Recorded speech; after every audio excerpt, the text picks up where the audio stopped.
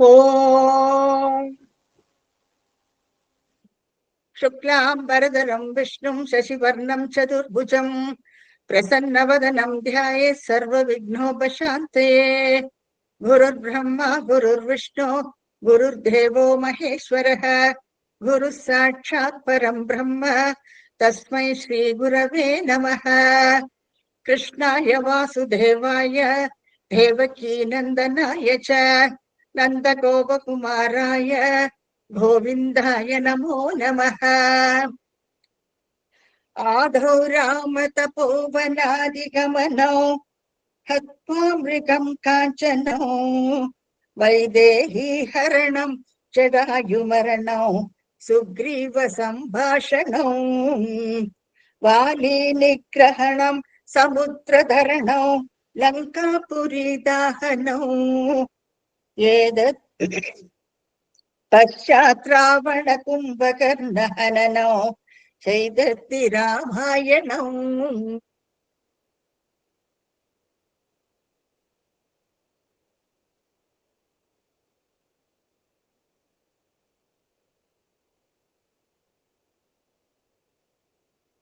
தசகம் 34 ஒரு short recap, அதுக்கப்புறமா 35 தொடங்குவோம்.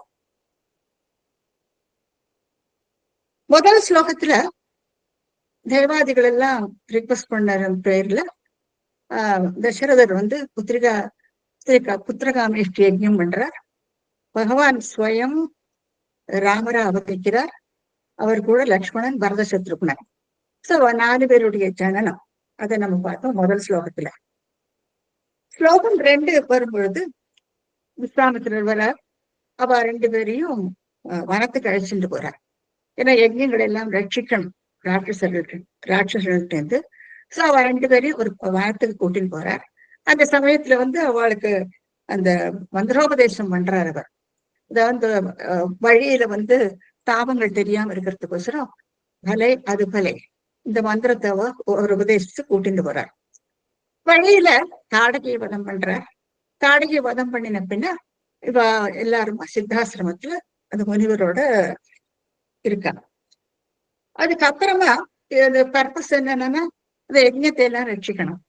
யஜ்ஞம் தொடங்குறதுக்கு முன்னாலேயே இந்த அசுரர்கள் எல்லாம் ராட்சர்கள் எல்லாரும் மேல வந்துட்டு அது பங்கம் பண்றதுக்கு அந்த யஜ்ஞ குண்டத்தை சுத்தி எல்லாரும் நின்றுட்டு இருக்கா. குப்பை அது இது எல்லாத்தையும் வாரி போடுவாவா. ரொம்பவுமே தொல்லை கொடுப்பா முனிவர்களுக்கு. இப்போ மாரீச்சனை மட்டும் விட்டுவிட்டு பாக்கி உள்ள வேற எல்லாம் வதம் பண்ணி விடுறார் ராமர். அந்த சமயத்துல நான் சொன்னேன், அந்த கோதண்டத்தை எடுத்துட்டு போறாருல, எப்பவுமே அவர் கையில கோதண்டம் இருக்கும். சோ அதால சுத்தி சுத்தி அசுரர்கள் எல்லாம் அடிச்சு கொண்டு விடுறாரு. அதுக்கப்புறமா வழியில அகலிகை அந்த கதையை பார்த்தோம். அகலிகைக்கு சாப விமோசனம் கிடைக்கிறது. அது என்னத்தினால அவளுக்கு சாபம், அது எல்லாத்தையும் நம்ம அன்னைக்கு டீட்டெயில்டா பார்த்தாச்சு. சோ அவளுக்கு சாப விமோசனம் கொடுத்துட்டு அங்கிருந்து மேற்கொண்டு அவர் விதேக நாட்டுக்கு போறார். ஜனகருடைய ராஜ்யத்துக்கு போறார். அந்த ஜனக புத்திரி அவதான் மகாலட்சுமி. ஜனக புத்திரி சீதாதேவிய கல்யாணம் பண்ணிக்கிறார். அதற்கு முன்னால அது எப்படி நடக்கிறதுன்னு பார்த்தோம். நம்ம சிவதனுச முறிக்கிறார் அவர். இப்போ அந்த யார் அது நாணேற்றாலோ அவளுக்குத்தான் தன் பொண்ணை கல்யாணம் பண்ணி கொடுப்பதாக அவர் தீர்மானம் பண்ணியிருக்கார். இவரோ நாணேற்று கூட இல்லை, அவர் அதை எடுத்து முறிச்சு விடுறார் அவர். கல்யாணம் நடக்கிறது. அந்த கல்யாண வைபவத்துல லக்ஷ்மணன், பரத சத்ருகனன் 4 பேருக்கும் கல்யாணம் நடக்கிறது. ஏன்னா கல்யாணம் கழிஞ்சிட்டு அவ மனைவிமார்களோட திரும்பி அயோத்திக்கு வந்துட்டு இருக்கா. வர வழியில பரசுராமரை பார்க்கிறான். பரசுராமருக்கு இந்த அந்த வைபவத்தை நம்ம பார்த்து அவர் விஷ்ணு சிவபக்தர். ஆனால் விஷ்ணுவுடைய அம்சம்தான். தன்னுடைய தேஜஸ் முழுக்க ராமருக்கு கொடுத்துட்டு அவர் வந்த வழியில போயிடுறார். அந்த காரணம் எல்லாம் அன்னைக்கே நம்ம பார்த்தோம். இந்த சமயத்துல என்ன இருந்ததுன்னா சத்ருகனும் பரதன் அவ 2 பேரும் மாமாவத்துக்கு போயிருக்காங்க. அந்த சமயத்துல இவர் என்ன பண்றாருன்னா தசரதன் இவருக்கு ராஜ்ய பட்டாபிஷேகம் செய்யணும், ராமருக்கு பட்டாபிஷேகம் செஞ்சு அவன் அதிபதி ஆக்கணும்னு தீர்மானத்துக்கு எல்லாரும் சபையில கூடி பேசிட்டு இருக்கா. இப்ப அது கைகையினால தடுத்து நிறுத்தப்படுறது. ஸோ இந்த காரணங்கள் எல்லாம் அன்னைக்கு நம்ம ஏற்கனவே நான் சொன்னேன். ஆத்தியாத்ம ராமாயணம் பிரகாரம் என்னத்தினால. ஸோ இது எல்லாரும் அன்னைக்கே உங்களுக்கு நான் எடுத்து சொல்லியிருக்கேன். கொஞ்சம் யோசிச்சு பார்த்துங்க நீங்க. அப்புறம் சரி, அடுத்து என்னன்னா, இந்த ஒரே ஒரு படத்திலேயே நம்ம அந்த அடுத்த ஸ்லோகத்தை அப்படியே சொல்லிவிடலாம். இந்த ஒரே ஒரு பிக்சர், அதுல நம்ம படிப்படியாக என்னெல்லாம் நடக்கிறதுங்கிறத நம்ம பார்த்தோம். அதாவது முதல்ல வந்து தாத்தோக்தியா, அப்பா சொன்னதன் பேர்ல உடனே கிளம்பி விடுறார் பகவான். பின்னாலேயே சீதா தேவி, அது கூட அனுஜன் லக்ஷ்மணன், 3 பேரும் இப்ப காட்டுக்கு கிளம்பியாச்சு. காட்டு பிரதேசங்கள்ல எப்பவுமே கோதண்டம் எல்லாம் இருக்கும் இல்லையா, மிருகங்கள் எல்லாம் இருக்கும். இப்ப கோதண்டத்தையும் ஒரு கையில எடுத்துன்னு விடுறாரு அவர். ஏன்னா வனப்பிரதேசத்துல எப்பவுமே ஆயுதங்கள் கூட இருக்கணும். கோதண்டத்தை உடனே எடுத்துன்னு போயிடாத சாப்பதாரக அப்படின்ட்டு வருது இந்த ஸ்லோகத்துல. அடுத்து வந்து அவர் கிளம்பின உடனே ஜனங்கள் எல்லாம் தடுத்து நிறுத்த பாக்குறார் அவரை இல்லையா. அயோத்தியா நாட்டுல இருக்கிற ஜனங்கள் எல்லாம் அவர் போறதே இஷ்டம் இல்லை அவளுக்கு. ஏன்னா ஓவர் நைட் இந்த டிசிஷனாயி அவர் அடுத்த நாளைக்கு கிளம்பியாச்சு. அப்போ அவ எல்லாரும் தடுத்து நிறுத்த பாக்குறா. அப்போ அவர் வந்து எல்லாரையும் அவளுடைய சுதர்மம் என்ன எல்லாம் அழகா சொல்லி உபதேசம் பண்ணி தடுத்து நிறுத்தி விடுறார். போன உடனே ஃபர்ஸ்ட் அவர் வந்து குஹனை மீட் பண்றார். அப்புறம் அங்க என்ன நடக்குதுன்னு பார்த்தோம் நம்ம. குஹனை வந்து தன்னுடைய இன்னொரு சகோதரனா ஏத்துக்கிறார் பகவான். அந்த இடத்துலதான் அவர் வந்து மரபுரியெல்லாம் தரிச்சுட்டு வனத்துல எப்படி இருக்கணுமோ அந்த மாதிரி மாறி விடுறார் அவர். சடாமுடியோட தன்னுடைய ஆவரணம் இது எல்லாத்தையும் இங்க டிசோன் பண்ணிவிடுவார் அவர். அப்புறம் இந்த மாதிரி சடாமுடியோட சடாச்சீரதாரி அழகா சொல்லியிருக்கார் சிவன் வட்டத்திரி மாறி விடுறாரு இந்த வனப்பிரதேசத்துக்கு ஏற்ற மாதிரி. அதுக்கப்புறம் கங்கையை கடந்து போறார். குஹனுடைய ஹெல்ப்போட கங்கையை கடந்து போய் பரத்வாஜ ஆசிரமத்துக்கு வரார். பரத்வாஜ ஆசிரமத்தில் அவர் சொன்ன பிரகாரம் அந்த சித்திரகூடம் அந்த மலைப்பாங்கான அந்த பிரதேசத்துல தன்னுடைய காலத்தை கழிச்சுட்டு இருக்காரு. அடுத்து என்ன நடக்கிறதுனா, இது வந்து நம்ம இந்த ஸ்லோகம் 5 வரைக்கும் நம்ம பார்த்தோம். சித்திரகூடத்தை பத்தி அந்த எக்ஸ்பிளனேஷன் எல்லாம் போயிட்டு இருந்தது, அதெல்லாம் நம்ம பார்த்தாச்சு. இல்ல அடுத்து என்ன ஆகுதுன்னா, இப்ப புள்ள வந்து லக்ஷ்மணன் கூட காட்டுக்கு போன உடனே ரொம்ப தசரதர் வந்து துக்கப்படுறாரு. ரொம்ப அந்த துக்கத்துல வந்து அவர் இறந்து போயிடுறாரு. இப்போ அந்த செய்தி கூட அவருக்கு தெரியாது. பரதன் தான் அந்த செய்தியை கொண்டு வரான். காட்டுல வந்து ராமன் கிட்ட சொல்றாங்க.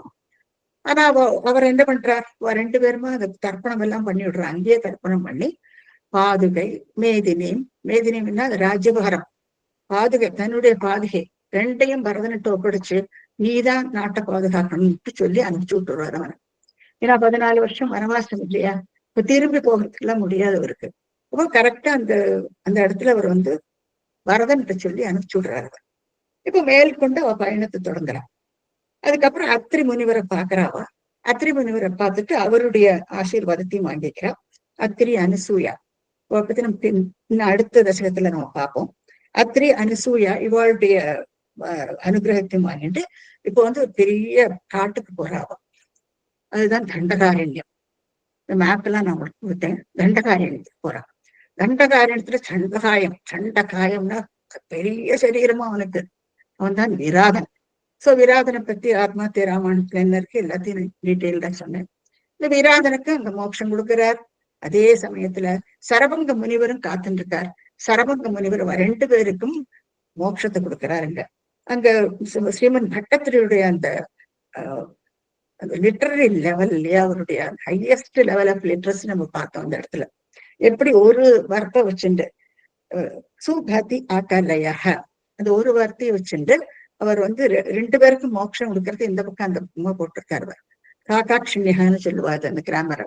சோ அதனுடைய அந்த விசேஷத்தையும் நம்ம பார்த்தோம் அந்த ஒரு பர்டிகுலர் ஸ்லோகத்துல. இதுக்கு 2 பேருக்கும் மோட்சம் கொடுத்த பின்ன அடுத்து வந்து அகஸ்திய முனிவரை பார்க்கிறாங்க. அகஸ்திய முனிவரை பார்த்துட்டு அவர்கிட்ட இருந்து நிறைய அஸ்திரங்கள் எல்லாம் வாங்கிக்கிறார். அவருடைய அனுகிரகத்தையும் பெற்றுண்டு அவர்கிட்ட இருந்து நிறைய அஸ்திரங்கள், அவர்கிட்ட இருந்து பிரம்மாஸ்திரம், அப்புறம் வந்து ஒரு ஃபிவர், அதாவது அம்புரா துணி சொல்லுவாள், அது எப்ப பாரு அம்பு நிறைஞ்சே இருக்குமா, எடுக்க எடுக்க எடுக்க எடுக்க குறையாம வந்துட்டே இருக்குமா. சோ அதுலயும் எல்லாம் வாங்கி எடுத்துக்கிறாரு அவருடைய அனுகிரகத்தோட. இவர் என்ன, ஏன்னா இவருடைய பர்பஸ் என்னன்னா முனிவர்களுடைய யஜ்யத்தை எல்லாம் ரட்சிக்கணும் இல்லையா.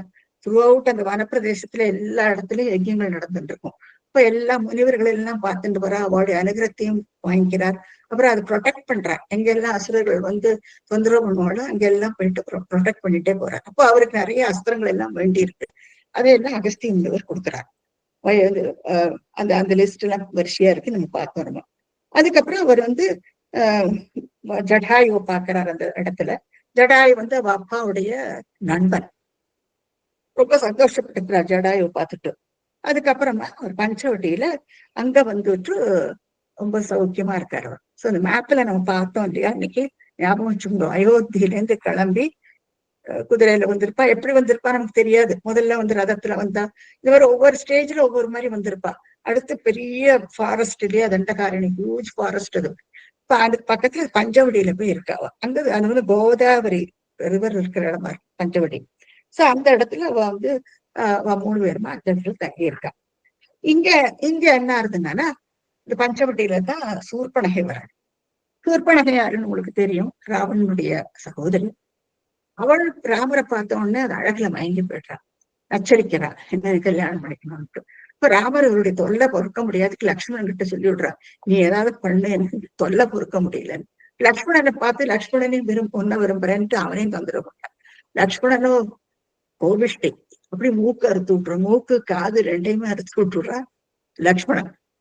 அப்ப அந்த சமயத்துல என்ன ஆகுதுன்னா, இவளுடைய பந்துக்கள் எல்லாம் இருக்கா இல்லையா, கரண், தூஷணன், திருமூர்த்தன், இவாள்லாம் யாருங்கிறது என்னைக்கு பார்க்கணும். இவா 3 பேரும் எதிர்கொண்டு வரா, எதிர்த்து ராமன் எதிர்த்து வரா. இவ 3 பேரையும் வதம் பண்றா. கரண், தூஷணன், தூஷணன், அப்புறம் அவருடைய ராவனுடைய இது திருமூர்த்தன், அவன் வந்து அவனையும் திருமூர்த்தன் 3 பேரையும் வதம் பண்ணி விடுறான். அவ கூட 14,000 டேமன்ஸ் அசுரர்கள் அவளையும் வதம் பண்றாரா அந்த இடத்துல. ஏன்னா அவ வந்து மேல மேல மேல வந்துட்டே இருக்கா, சண்டை போட்டுட்டு. சோ அவ எல்லாரையும் வதம் பண்ணி விடுறார். ராமன், லக்ஷ்மணன் இவ 2 பேருக்கு, ஒரு 2 பேர் தான் ஆக்சுவலா இந்த காலத்துல இவ 2 பேர் தான். ஆனா எதிர்த்து வரப்பட்ட ராட்சர்களும் அவ்வளவு பெரிய நம்பரவா. ரொம்ப கிளவரா அவ மேனேஜ் பண்ணி அவள் எல்லாம் வதம் பண்ணி விடுறா. அதுக்கப்புறமா என்ன ஆகுதுன்னா, இப்போ சூர்பனகை ஸ்ரீலங்கையில போயிட்டு தசமுகன் ராவணன் கிட்ட சீதையினுடைய அழகை பத்தி எல்லாம் சொல்றா. அதுக்கப்புறம் தனக்கு நடந்த இந்த இதையும் சொல்றா அவள். அது சொன்ன உடனே ராவணனுக்கும் எல்லாத்தையும் மறந்து விடுறான், அப்படியே பரவசம் ஆயிடுறான். சீத்தை எப்படியான அடையணும், அவளை பார்க்கணும், அவளை அடையணுங்கிற ஆக்கிரகம் அவனுக்கு வந்து விடுது. சோ அந்த சமயத்துல ரொம்ப கிளவரா மாரீச்சன் அப்போ இந்த யஜ்ஞத்தப்ப அவன் விட்டு விடுறா இல்லையா, மாரீச்சன் விட்டு மத்த அரக்கர்களை மட்டும்தான் கொல்றான் அந்த சமயத்துல. அது மாரீச்சனுக்கு இப்பதான் வேலை. மாரீச்சனை மாயமானாக அனுப்புறான் ராவணன். அந்த மாயமான விரும்புறா சீதாதேவி. அப்போ இதெல்லாம் எப்படி ஒரு நாடகம் மாதிரி தான் நடக்கிறது.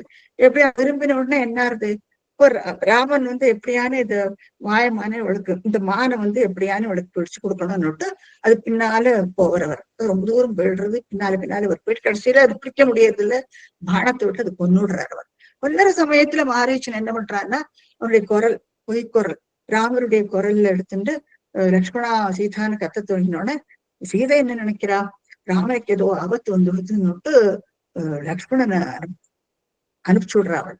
இப்ப அந்த சமயம் பார்த்து ராவணன் ஒரு முனிவரோட வேஷத்துல வந்துட்டு செய்தியை அபகரிச்சுட்டு போயிடுறான். அடுத்து செய்தியை அபகரிச்சுட்டு போற அந்த சமயத்துல ஜடாயு வந்து அந்த ஹைட்டுக்கு பறந்து அந்த ரதத்தை தடுக்கிறதா அது. அப்போ அத ராவணன் என்ன பண்றாங்கன்னா, அதோட ரக்கையை வெட்டி விடுறான். இப்ப ரக்கையை வெட்டி அது கீழே விழுந்து விடுறது. பாவம் அங்க அது மேற்கொண்டு ஒன்னும் பண்ண முடியறது இல்லை, அது கீழே விழுந்து விடுறது. இப்ப இந்த சமயத்துல இவ தேடிட்டு போறா இல்லையா, சீதை எங்க இருக்கான்னு தெரியல, யாரும் என்ன ஆச்சுன்னு இவளுக்கு ஒண்ணுமே தெரியறது இல்லை. தேடின்னு போது ஜடாயுவை பாக்குறா. அப்போ அது பாவம் மரண படுக்கையில இருக்குது, பாவம் தத்தளிச்சுட்டு அங்க கீழே கிடக்கு.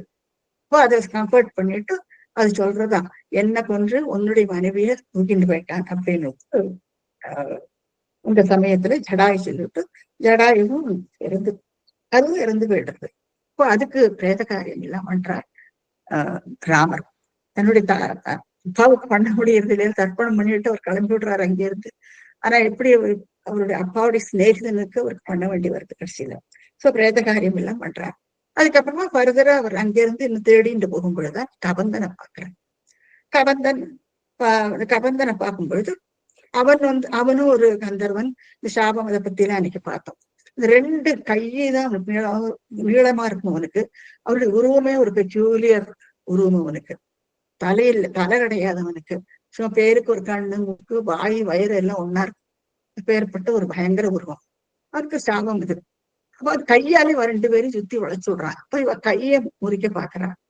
அப்போ அவன் சொல்றான், நீங்க நீங்க என்னை எரிச்சு விடுங்க, என்னுடைய பாடியை எரிச்சு விட்டானே எனக்கு கந்தர்வ தேகமே கிடைச்சு விடும் எனக்கு. அப்புறம் இவாட்டி கேட்டு உங்களுக்கு சுக்ரீவனுடைய ஃப்ரெண்ட்ஷிப் கிடைக்கும். அவன் ரிஷமுக மவுண்டன்ல அவன் இருக்கான். இந்த சமயத்துல நீங்க அவனை போய் பிடிங்கோ. இப்ப சீதைய தேடுறதுக்கு அவன் சரியான ஆளு. ஏன்னா அது வனப்பிரதேசம் இல்லையா? சோ வனப்பிரதேசத்துல குரங்குகளுக்கு ஈஸியா ஒரு இடத்துல தாவி தேடி எல்லாம் தேட முடியும், எல்லாம் முடியும். சோ அவருடைய ஃப்ரெண்ட்ஷிப் உங்களுக்கு ரொம்ப ஹெல்ப்ஃபுல்லா இருக்கும்னுட்டு சொல்றான். சோ அதுக்கப்புறம் அவனுக்கு அவனுடைய இதெல்லாம் முடிஞ்ச உடனே ஃபர்தரா கிளம்பி போன உடனே இந்த சபரியை பாக்குறான். இப்ப சபரி வெயிட் பண்ணிட்டு இருக்கா இல்லையா? மதங்காசிரமத்துல வெயிட் பண்ணிட்டு இருக்காங்க. ராமர் எப்போ ஒருவர்னு காத்துட்டு இருக்காரு. சோ இங்க ரொம்ப அழகா பட்டத்திரி சொல்றார், பிரேக்ஷியங்கிறார். அவள் பார்த்த உடனே அவளுக்கு மோட்சம் கிடைச்சு கொடுத்தான் சபரிக்கு. சபரிக்கு மோட்சம் கொடுத்த பின்ன மேற்கொண்டு அவர் தொடர்ந்து நடந்து வரும் பொழுதுதான் அவருக்கு ஹனுமாருடைய ஃப்ரெண்ட்ஷிப்பும் கிடைக்கிறது. ஆக்சுவலா ஹனுமார் ஒரு அந்தனர் வேஷத்துல ரெண்டு பேருக்கும் சம்பாஷணம் நடக்கிறது. ஹனுமார் தெரிஞ்சு விடுறாரு, ராமநாதன் தெரிஞ்சு விட்டு அவருடைய டிவோஷனை பத்தி நம்ம சொல்ல வேண்டிய அவசியமே இல்லை. இனி அடுத்த தசகம் 35 ஆரம்பிக்கலாம். நீத சுக்ரீவ மைத்ரீம் ததனு ஹனுமதா துந்துபே காயமுச்சை க்ஷிப்வாங்குஷ்டேன பூயோ லுலுபிதயுகபத் பத்ரிணா சப்தசானா ஹத்வா சுக்ரீவ காதோத்யத அதுல பலம் வாலினம் வியாஜவிருத்யா வர்ஷா வேளா அனைஷி விரஹதரரிதஹ மதங்காஸ்ரமாந்தே. நீங்க முதல்ல பார்க்கலாம், ஹனுமாருடைய ஃப்ரெண்ட்ஷிப் கிடைக்கிறது இவாளுக்கு. ஹனுமாரோ ஃப்ரெண்டுன்னு சொல்றதை விட அவர் ஒரு டிவோட்டி அப்படியே சொல்லலாம். நமக்கு இவரை பத்தி நான் சொல்ல வேண்டிய அவசியமே இல்லை. சோ அப்படியாக ஹனுமாருடைய ஃப்ரெண்ட்ஷிப் கிடைச்ச உடனே பகவான் ரொம்ப சந்தோஷமாயிடுறது. இப்போ ஹனுமாருடைய ஹெல்ப்போட தான் இப்போ சுக்ரீவனை கண்டுபிடிக்கணும். சுக்ரீவனை கண்டுபிடிக்கிறதுக்கு ரிஷமுக பருவத்துல ஒளிஞ்சுட்டு இருக்கான் சுக்ரீவன். அவன் கிட்ட கூட்டிட்டு போறார் ஹனுமார். சுக்ரீவனுடைய ஃப்ரெண்ட்ஷிப் கிடைக்கிறது. இப்போ நீதக சுக்ரீவ மைத்ரின்னு ஆரம்பிக்கிறாருங்க. கிடைக்கிறதா நீதகன கிடைக்கிறது. சுக்ரீவ மைத்ரி, சுக்ரீவனுடைய ஃப்ரெண்ட்ஷிப் கிடைக்கிறது பகவானுக்கு ஹனுமார் மூலமா. ததனு ஹனுமதா, ஹனுமார் மூலமாக அவருக்கு சுக்ரீவனுடைய ஃப்ரெண்ட்ஷிப் கிடைக்கிறது. அப்போ அவ அக்னி பிரமாணம் எடுத்துக்கிறா பாருங்க, நான் கண்டிப்பா சீதையை கண்டுபிடிக்கிறதுல உதவுவேன்னு சொல்லிட்டு பிரமாணம் எடுத்துக்கிறான் சுக்ரீவன். ரொம்ப சந்தோஷப்படுறாரு. ஏன்னா இவாளுடைய ஹெல்ப் அவருக்கு ரொம்பவுமே தேவைப்படும். சோ அதனால அந்த அக்னி பிரமாணம் எடுத்துட்டு அதுக்கு முன்னால சுக்ரீவனுக்கு சில உதவிகள் எல்லாம் பகவான் செய்ய வேண்டி இருக்கு. இப்ப நீங்க இந்த மேப்ல நீங்க பார்த்தீங்கன்னா வேர் எக்ஸாக்ட்லி தேயாருங்கிறது உங்களுக்கு தெரிய வரும். அயோத்தியில இருந்து தொலைது ராமாயணம் பீரியட் உள்ள ஒரு மேப் ஆகும். சோ அந்த லைன்ல இருந்து நீங்க பார்க்கலாம் எப்படி அயோத்தியால இருந்து டிராவல் பண்ணிட்டு தண்டகாரண்யம் இப்போ கிஷ்கிந்தா கண்டத்துல நம்ம இருக்கோம். இந்த பாக்கியுள்ள கண்டங்கள்லாம் ரொம்ப அழகா சுருக்கமா சொல்லிட்டு போயிடுறார் ஸ்ரீமன் பட்டத்திரி. 7 காண்டங்கள் இன்ட்ரோடக்டரி பிக்சர்ல பார்த்து இல்லையா? பாலகாண்டத்துல இருந்து தொடங்கி உத்தரகாண்டம் வரைக்கும் 7 காண்டமாகும். இந்த 7 காண்டத்துல உள்ள அவ்வளவு ஸ்லோகங்களை 20 ஸ்லோகத்துல அவ்வளவு அழகா எழுதியிருக்கார் ஸ்ரீமன் பட்டத்திரி. இப்ப சுக்ரீவனுடைய ஃப்ரெண்ட்ஷிப் கிடைக்கிறது. அதுதான் ததனு ஹனுமதா. இப்ப என்ன பண்றார் சுக்ரீவனுக்கு பகவானுடைய இந்த பலத்தை பரீட்சை பண்ணணும். அதாவது ஹவு ஃபார் தனக்கு உதவ முடியும் இல்லையா? இவரோட 2 பேர் தான் இருக்கா இல்லையா? ராமலட்சுமணன் 2 பேர் தான் இருக்கா. இவளோட ஆயுதங்கள் அப்போ ஒரு பானம் ஒரு அம்பு இதைதான் வச்சுட்டு இருக்கா. அதுவும் இது வர உரி தரிச்சு எப்படி இதுல எப்படி இருக்கணுமோ அந்த மாதிரி இருக்கா. சோ ஒரு குறைச்சலா இடம் போடுறான்னு சுக்ரீவன். இவாளுக்கு வாடி எதிர்க்கிறதுக்குள்ள சக்தி உண்டா அவனுக்கு தெரியறது இல்லை. ஆனா அவர் அதை ப்ரூவ் பண்றதுக்கோசரம் பகவான் என்ன பண்றாருன்னா துந்துபே காயமுச்சேகி. இப்ப துந்துபியான்னு பார்க்கணும். துந்துபின்னு அவன் ஒரு ராட்சசன். இப்ப துந்துபிக்கு அவன் சிவனை ஆராதிச்சு அவருக்கு இப்படி ஒரு இந்த ரிஷபம் காளையோடைய ஒரு முகம் அவனுக்கு கிடைக்கிறது.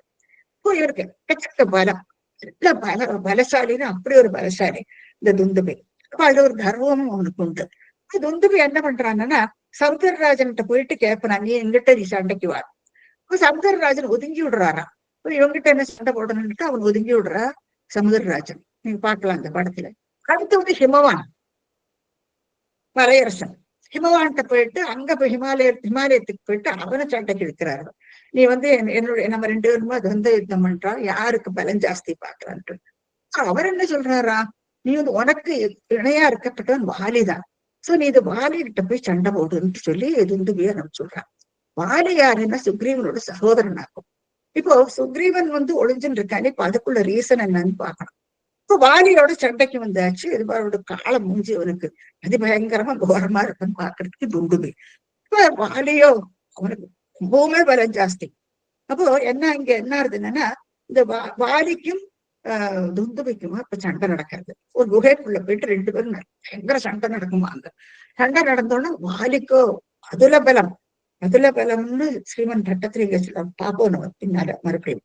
இப்போ அந்த பலத்தினால அவனுடைய வாலியினுடைய வரம் என்னன்னா, அவன் வாங்கியிருக்கிற வரம் எப்படின்னா, யாருகிட்ட சண்டை போடுறானோ அவளோட 50% பலம் இவனுக்கு வந்துவிடுமா, வாலிக்கு வந்துவிடுமா. ஏற்கனவே பலசாலி, அதுக்கு மேல இவாளோட பலமும் அவனுக்கு டிரான்ஸ்பர் ஆயிடுச்சுன்னா கேட்கணுமா. வாலி யாராலையுமே எதிர்த்து நிற்க முடியாது, எல்லாரும் அவன் பார்த்தாலே பயந்துட்டு போவாளாம். ஆனா இவன் வந்து சூழ்நிட்டு அவன் கூட சண்டை கிளம்பியிருக்கான் துந்துபி. வாலியினால வந்து கொல்லப்படுறான். வாலி என்ன பண்றான், துந்துபிய வந்து ரிஷிமுக மவுண்டனுக்கு மேல இவனை கொண்டுட்டு அவனை தூக்கி எறிஞ்சுட்டு அவன் பாட்டுக்கு போயிடுறான். அந்த பாடி அப்படியே ரொம்ப வருஷ காலம் அப்படியே கிடக்கிறது. அது மாம்சம் இதெல்லாம் போயிட்டு கடைசியில இது எலும்பு கூடு மட்டும் கிடக்கிறது. இப்ப இங்க எப்படி பக்கத்துல இங்க எப்படி ஆரம்பிக்கிறாங்கன்னா, துந்துபே காயம், காயம்னா அவனுடைய உடம்பு, அஸ்தி மட்டும்தான் இப்ப கிடக்கு, பாக்கி எல்லாம் போயாச்சு.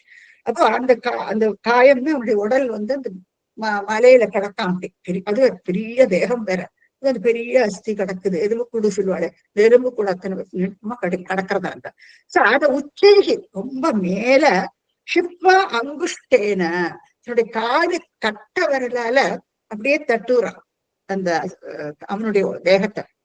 அது வந்து 10 யோஜனை தூரத்துல போய் விழுமா. ஒரு யோஜனைக்கு எத்தனைன்னா ஆல்மோஸ்ட் 14 கிலோமீட்டர் உண்டு. 10 மைல் கணக்குல 10 மைல், 100 மைல் டிஸ்டன்ஸுக்கு போயிட்டு அந்த எலும்பு கூட போய் விழறலாமா. 100 மைல் நம்ம பார்க்க கூட முடியாது. அவர் க்ஷணம் அவர் காலால அந்த தட்ட வேண்டியதுதான் 100 மைல் டிஸ்டன்ஸ்ல போய் விழுந்து விடுறான். அப்போ என்ன சுக்ரீவன் இந்த படத்துல பாக்கலாம், எப்படி தன் கால் கட்ட வரலால சர்க்கிள் போட்டிருக்கா, நீங்க பாருங்க. கட்ட வரலால அந்த அஸ்தியை தட்டி விட்ட உடனே அது வந்து 100 மைல் தூரத்துல போய் விழறான். அதான் தன்னுடைய பலத்தை காட்டணும்னு பகவான் உனக்கு இந்த மாதிரி அவன் ஒரு டெஸ்ட் வைக்கிறான் பகவானுக்கு. அவரால முடியாத, பட் அவன் தெரியல வச்சுமா அது ஒரு டெஸ்ட் கொடுக்குறாரு. இப்படி பண்ண அப்போ என்ன சுக்ரீவன் நினைக்கிறானா, இந்த உடல்ல இப்போ ஒரு அஸ்தி மட்டும்தான் இருக்கு, உண்மையான அவருடைய தேகம் இருந்ததுன்னா அதிக பலசாலி, இன்னும் வெயிட் கூடுதலா இருந்திருக்கும். அப்போ இது ஆஃப்டர் ஆல் அவருடைய எல்லாம் நொஞ்சு வாடி போன ஒரு தேகம் இல்லையா, அதை திரட்டி தள்ளுறதுக்கு என்ன பெரிய விஷயமா என்ன அப்படின்ட்டு நினைக்கும் போது பகவான் அடுத்து என்ன பண்றாருன்னா, பூயோ மறுபடியும் லுலுவித யுகபத் பத்ரினா சப்தசாலான்றார். சப்தன்னு 7 சால மரங்கள், 7 சால மரங்கள் வரிசையா இருக்காம அந்த வனத்துல. அந்த 7 சால மரங்களை யுகபத்து ஒரே டைம்ல லுலுவித அதை வந்து அப்படி முடிச்சுட்டே போறாராம். பத்ரினா தன்னுடைய பானம், அவருடைய பானம் வந்து ரொம்பவே பவர்ஃபுல் பானம். அப்போ சோ அந்த பானத்தால அப்படியே அடிக்கிறானா அந்த மரத்தை. அந்த ஒரே ஒரு ஆரோ அது 7 மரத்தையும் முறிக்கிறான். அப்போ அவருடைய பலம் எத்தனை ஆகும் இல்லையா. அது அந்த லக்கு, அந்த எய்ம் அவ்வளவு அழகா எய்ம் பண்ணி அது 7 மரத்தையும் அப்படியே முறிச்சு விடுறாராம். லுலு வீதானா முறிக்கிறது, யுகபத்துனா ஒரே சமயத்துல பத்ரினா தன்னுடைய பானத்தினால சப்தசாலான் அந்த 7 மரங்களை முறிச்சு விடுறாராம் பகவான். அப்போ அவனுக்கு சாட்டிஸ்ஃபை ஆயிடுறான் சுக்ரீவனுக்கு, இவர் நிஜமாவே நல்ல பலசாலிதான் அப்படின்னு தீர்மானம் பண்ணி விடுறான். அதுக்கப்புறம் இப்போ என்ன, வாலி வந்து இவனுக்கு எதிரி இல்லவா. இப்போ இந்த குகையில சண்டை போட்டு வாலி வந்து துந்துபியோட சண்டை போடுற பொழுது வெளியில சுக்ரீவன் நின்றுட்டு இருக்கானா வாசல்ல. அப்போ அது இவனை கொன்னுட்டு இவன் என்ன நினைச்சிருக்கா, துந்துபி பயங்கர ஆசாமி, துந்துபி வாலியை கொண்டிருப்பன்ட்டு சுக்ரீவன் நினைச்சுட்டு இருக்கான். ஆனா வெளியில வர்றதோ வாலி, அவனை கொண்டாச்சுவான். வாலி வெளியில வந்தாலும் சுக்ரீவனுக்கு விடுவரையில ஆயிடுறது. அவன் நேரம் ஓடி போய் அந்த மலையில ஒளிஞ்சுட்டு விடுறான். இப்போ இது வாலி என்ன பண்றாங்கன்னா, ராஜ்யபாரம் எல்லாத்தையும் அவனே வச்சுட்டு அவன் சுக்ரீவனுடைய மனைவி ருமா, அந்த ருமாவையும் தன்னுடைய மனைவி ஆக்கிண்டு இந்த மாதிரி அவன் ரொம்பவுமே ஒரு என்ன சொல்றது, அவன் கிரிமினல் தான் அந்த வாலி. அவன் தம்பி சகோதரன் கூட பாக்குறது இல்ல. பார்க்காதக்கு இவனோட சர்வத்தையும் அவன் பிடிங்கின்னு விடுறான். அவன் இவர் பகவான் கிட்ட அவனுக்கு வேண்டுது, ராமர்கிட்ட என்ன வேண்டுகோள், வாலி எப்படியானு வதம் பண்ணிட்டு மறுபடியும் அவனுக்கு எல்லாத்தையும் திருப்பி கிடைக்கணும் இல்லையா, அதுதான் அவனுடைய நோக்கம். இப்ப என்ன பகவான் என்ன பண்றாருன்னா, ஹத்வா சுக்ரீவ சுக்ரீவ காதோத்தியதன்றார். சுக்ரீவரை கொல்ல நினைச்ச வாலி. சுக்ரீவ காதோத்தியதன்னா அவனை கொல்ல முயற்சி பண்றான் ஒவ்வொரு விஷயம் வாலி. அப்போ சுக்ரீவ, ஏன்னா அவனுக்கு ஒரு மிஸ் அண்டர்ஸ்டாண்டிங் வாலிக்கு, இவனை வெளியில பாக்குறான் இல்லையா, இவன் எதுவும் பண்ணியிருக்கான்னு நினைச்சு விடுறான் வாலி. சோ அவனுக்கு ஒரு பர்மனண்டா எதிரி ஆயிடுறான் சுக்ரீவன். இப்போ சுக்ரீவ காதோத்தியத, ஆனா வாலிக்கும் அதுல பலம்னு சொல்றாரு. முன்னே சொன்ன மாதிரி வாலிக்கு அசாத்திய பலசாலி அவன். அவனுக்கு எப்படின்னா, யாரோட அவன் யுத்தம் பண்றானோ அவளுடைய அந்த பலமும் இவனை சேர்ந்து விடுமா. இவன் டபுள் மடங்கு இவனுக்கு பலம் ஜாஸ்தி ஆயிடும். இவனை யாராலையுமே எதிர்க்கவே முடியாது. எல்லாரும் வாலியை பார்த்தா பயந்து ஓடி, யாருமே சண்டைக்கே வரமாட்டான் அவனை பார்த்துட்டு. ஆனா பகவான் என்ன சொல்ல, நீங்க 2 பேரும் சண்டை யாரு வந்து நான் பாத்துக்கிறேன்னு சொல்லி விடுறேன். சுக்ரீவனும் 2 பேருமா சண்டை போட திறந்துறான். ரொம்ப அதிபயங்கரமா அந்த துவந்த யுத்தம் நடந்துட்டு இருக்கு. அந்த சமயத்துல இவர் என்ன பண்றாருன்னா, ஹத்வா சுக்ரீவ காதோத்தியத அதுல பலம் வாலினம், அதாவது அதிக பலமுடைய அந்த வாலியை வியாஜ விருத்தியான்னு சொல்றார் ஸ்ரீமன் பட்டத்திலே. கபடமா கொல்றாரா. எப்படி கபடமா கொல்றார், பின்னால மறைஞ்சுண்டு தன்னுடைய மானத்தை விடுறாரு. அவர் தப்பல்லவா, பின்னால இருந்து எப்படி ஒருத்தனை கொல்லலாம், இது தர்மத்துக்கு புறம்பானது இல்லவா. பின்னாலேருந்து அந்த மானத்தை வாலிக்கு விட்டோம்னா வாலி உடனே இறந்து விடுறான். அதுல ஸ்ரீராம்னு எழுதியிருக்குமா அந்த பானத்துல, அந்த ஆரோல வணங்கி. உங்களுக்கு தெரியும் அந்த கதையெல்லாம், உங்களுக்கு நல்லா தெரியும். இப்படியாக வாலியை கொண்டு விடுறான். இப்ப இதை பத்தி எப்பவுமே கொஞ்சம் ஒரு கான்ட்ரவர்சி உண்டு. எப்படி ஒரு பகவான் எப்படி பின்னாலேருந்து கபடமாக எப்படி ஒருத்தனை கொல்லுறான், நேருக்கு கொல்லுறாங்க இல்லையா, ஆனா அவர் பண்றது இல்லை. எனக்குனால என்னன்னா, இப்போ நான் சொன்ன மாதிரி வாலிக்கு பிரம்மாவுடைய வரத்தினால அதுல பலம், அவனுக்கு டபுள் மடங்கு அவனுக்கு பலம் இல்லையா, அந்த பலம் அவனுக்கு 2 மடங்கு அவனுக்கு அதிகமாயிடும். அப்போ என்ன, அத்துல பலம்னு சொல்றாரு சிவன் பட்டத்திரி. அப்போ ஸ்ரீராமனுடைய பலம் அவனுக்கு வந்துவிடும். ஆனா அவருக்கு இதெல்லாம் ஒரு பிரச்சனையே கிடையாது. அவர் நினைச்சா ஒரு செகண்ட்ல வாலியை வதம் பண்ணிவிடலாம். ஆனா என்ன அப்படி பண்ணினானா, இப்ப என்ன, பிரம்மாவுடைய வரனுக்கு என்ன மதிப்பு இல்லையா, பிரம்மா அளவா கொடுத்திருக்காரு, பிரம்மாவுடைய புத்திரன் அல்லவா. சோ அவர் கொடுத்தா அந்த வரத்துக்கு என்ன மதிப்பு, அப்ப அதையும் மதிக்கிறார் பாருங்க. அதனாலதான் அவர் பின்னால இருந்து அவனை கபடமா கொள்றாராம். ஏன்னா நேர்ல அவர் ஒரு செகண்ட்ல அவனை நெசுக்கி விடலாம் அவருக்கு. ஆனா அப்படி பண்றது இல்லை. ஏன்னா அவர் பிரம்மாவுடைய அந்த வாக்கு, அந்த வாக்கை அதை மீறப்படாது. ஏன்னா அவனுக்கு அந்த பலசாலிங்கிறத ப்ரூவ் பண்ணும் இல்லையா, அது மீறப்படாது. அதுக்கோசரம் தான் பின்னால இருந்து மானத்தை விடுறாரு. மேல வாரி என்ன பண்றாங்கன்னா, அந்த ராஜ்யத்தை எல்லாம் அவனே எடுத்துட்டு, சுக்ரீவனுக்கு ஒண்ணும் இல்லாத அவனுடைய மனைவி ருமா, அவளை நாம நல்லா ட்ரீட் பண்ணிட்டாமோ, ஆனா அவளை தன்னுடைய மனைவியோட ஸ்தானத்துல வச்சு அப்படியெல்லாம் பண்றானோ.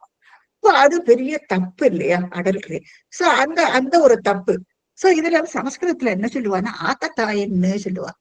ஆத்தத்தாயின்னு என்னன்னா கிரிமினல்னு சொல்றோம் இல்லையா இங்கிலீஷ்ல, டிஸ்பிராடோ கிரிமினல்ஸ். சோ இந்த மாதிரி கிரிமினல்ஸுக்கெல்லாம் இந்த மாதிரி கொல்றதுல ஒரு தப்பும் இல்லையா. அது ஸ்மிருதியில எல்லாம் சொல்லி இருக்கு, இந்த மாதிரி கொல்லலாமா எல்லாம், பின்னால இருந்து கபடமா எல்லாம் கொல்லலாமா, அதனால தப்பே இல்லை. ஏன்னா அவ ஆத்தத்தாயின்னு கிரிமினல்ஸ், பக்கா கிரிமினல் சொல்றோம் இல்லையா, அந்த மாதிரி கிரிமினல் தான் அந்த வாலி.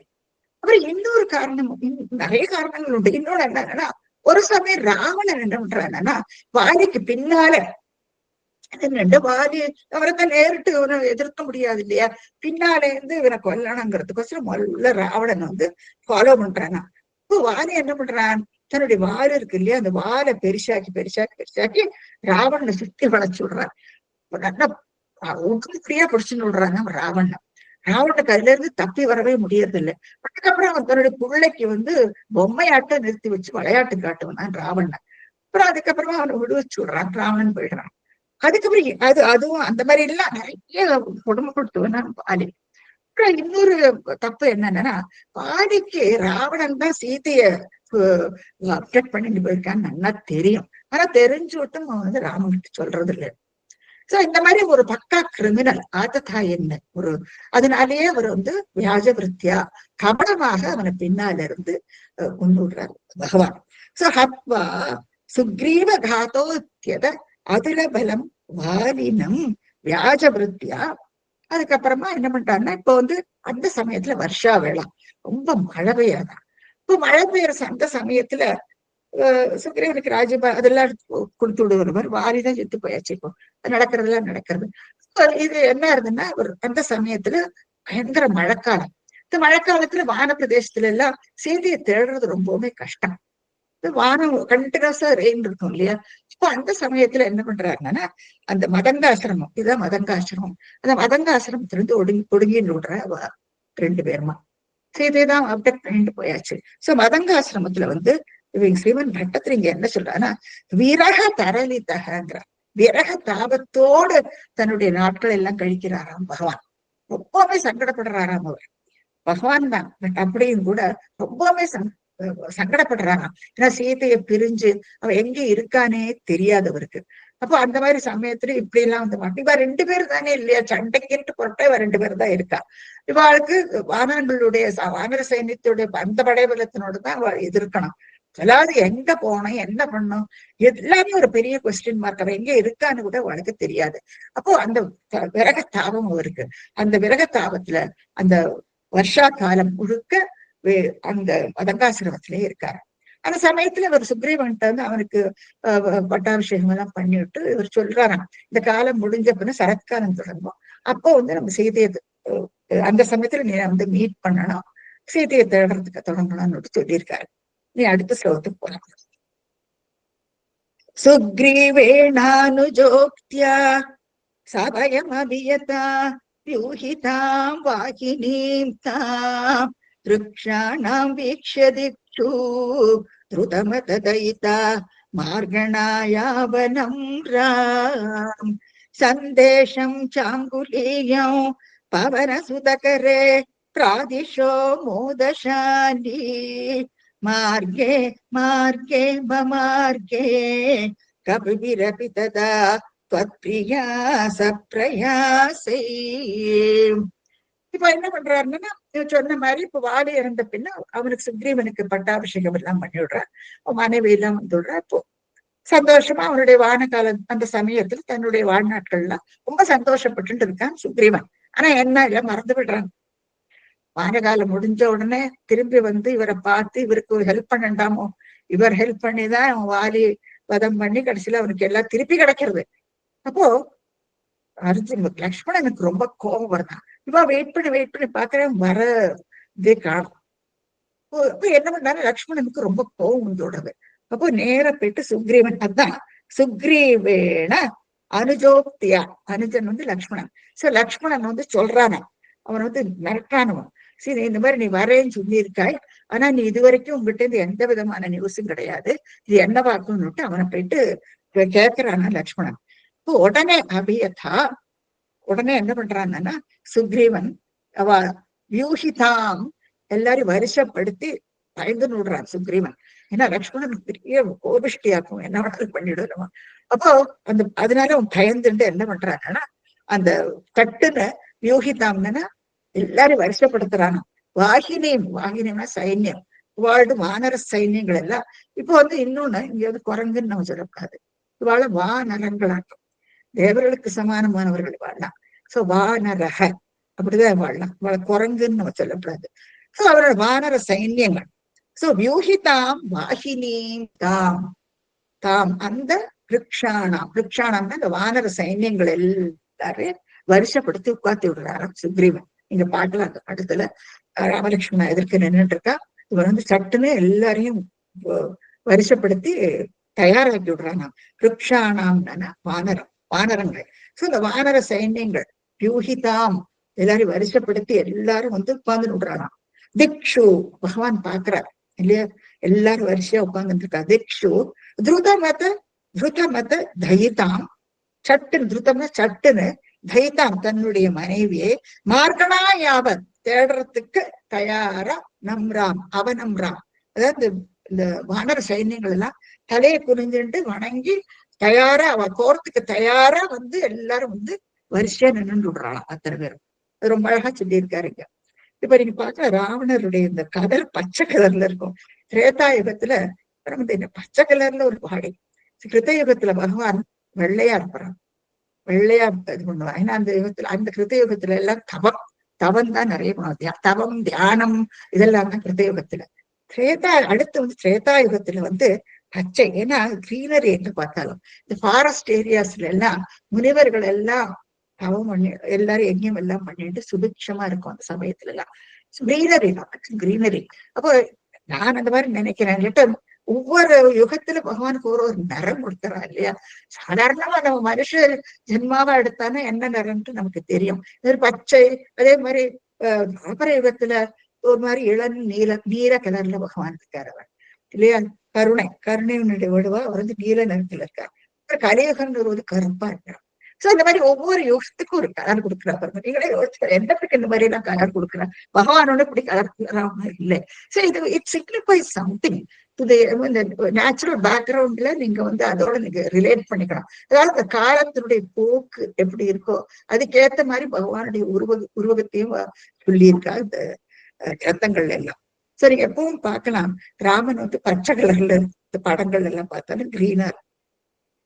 சோ துருதமத தைதா மார்கணாவாயன் மார்கணாவாய அவனம்ராம் சொல்றான். எல்லாம் வணங்கி எல்லாரும் தயாரா நிக்கிறாங்க. அந்த சமயத்துல பகவான் என்ன பண்றாங்கன்னா சந்தேஷம் சாங்குலியம் பவன சுதகரே ஹனுமான் கிட்ட அவர் என்ன பண்றாங்கன்னா இந்த சந்தேஷம் செய்தியும் செய்தி என்ன செய்தி எழுதியிருக்காரோ செய்தியும் கொடுத்து அங்குலியம் தன்னுடைய மோதிரம் இல்ல ராம்னு எழுதி பதிச்சிருக்குமா அந்த மோதிரத்தையும் கொடுக்குறார். ஏன்னா சீத்தைட்டு கொடுக்கும் பொழுது திடீர்னு சீத்தைக்கு ஹனுமானு தெரியாது, ஹனுமானுக்கு சீத்தையும் தெரியாது.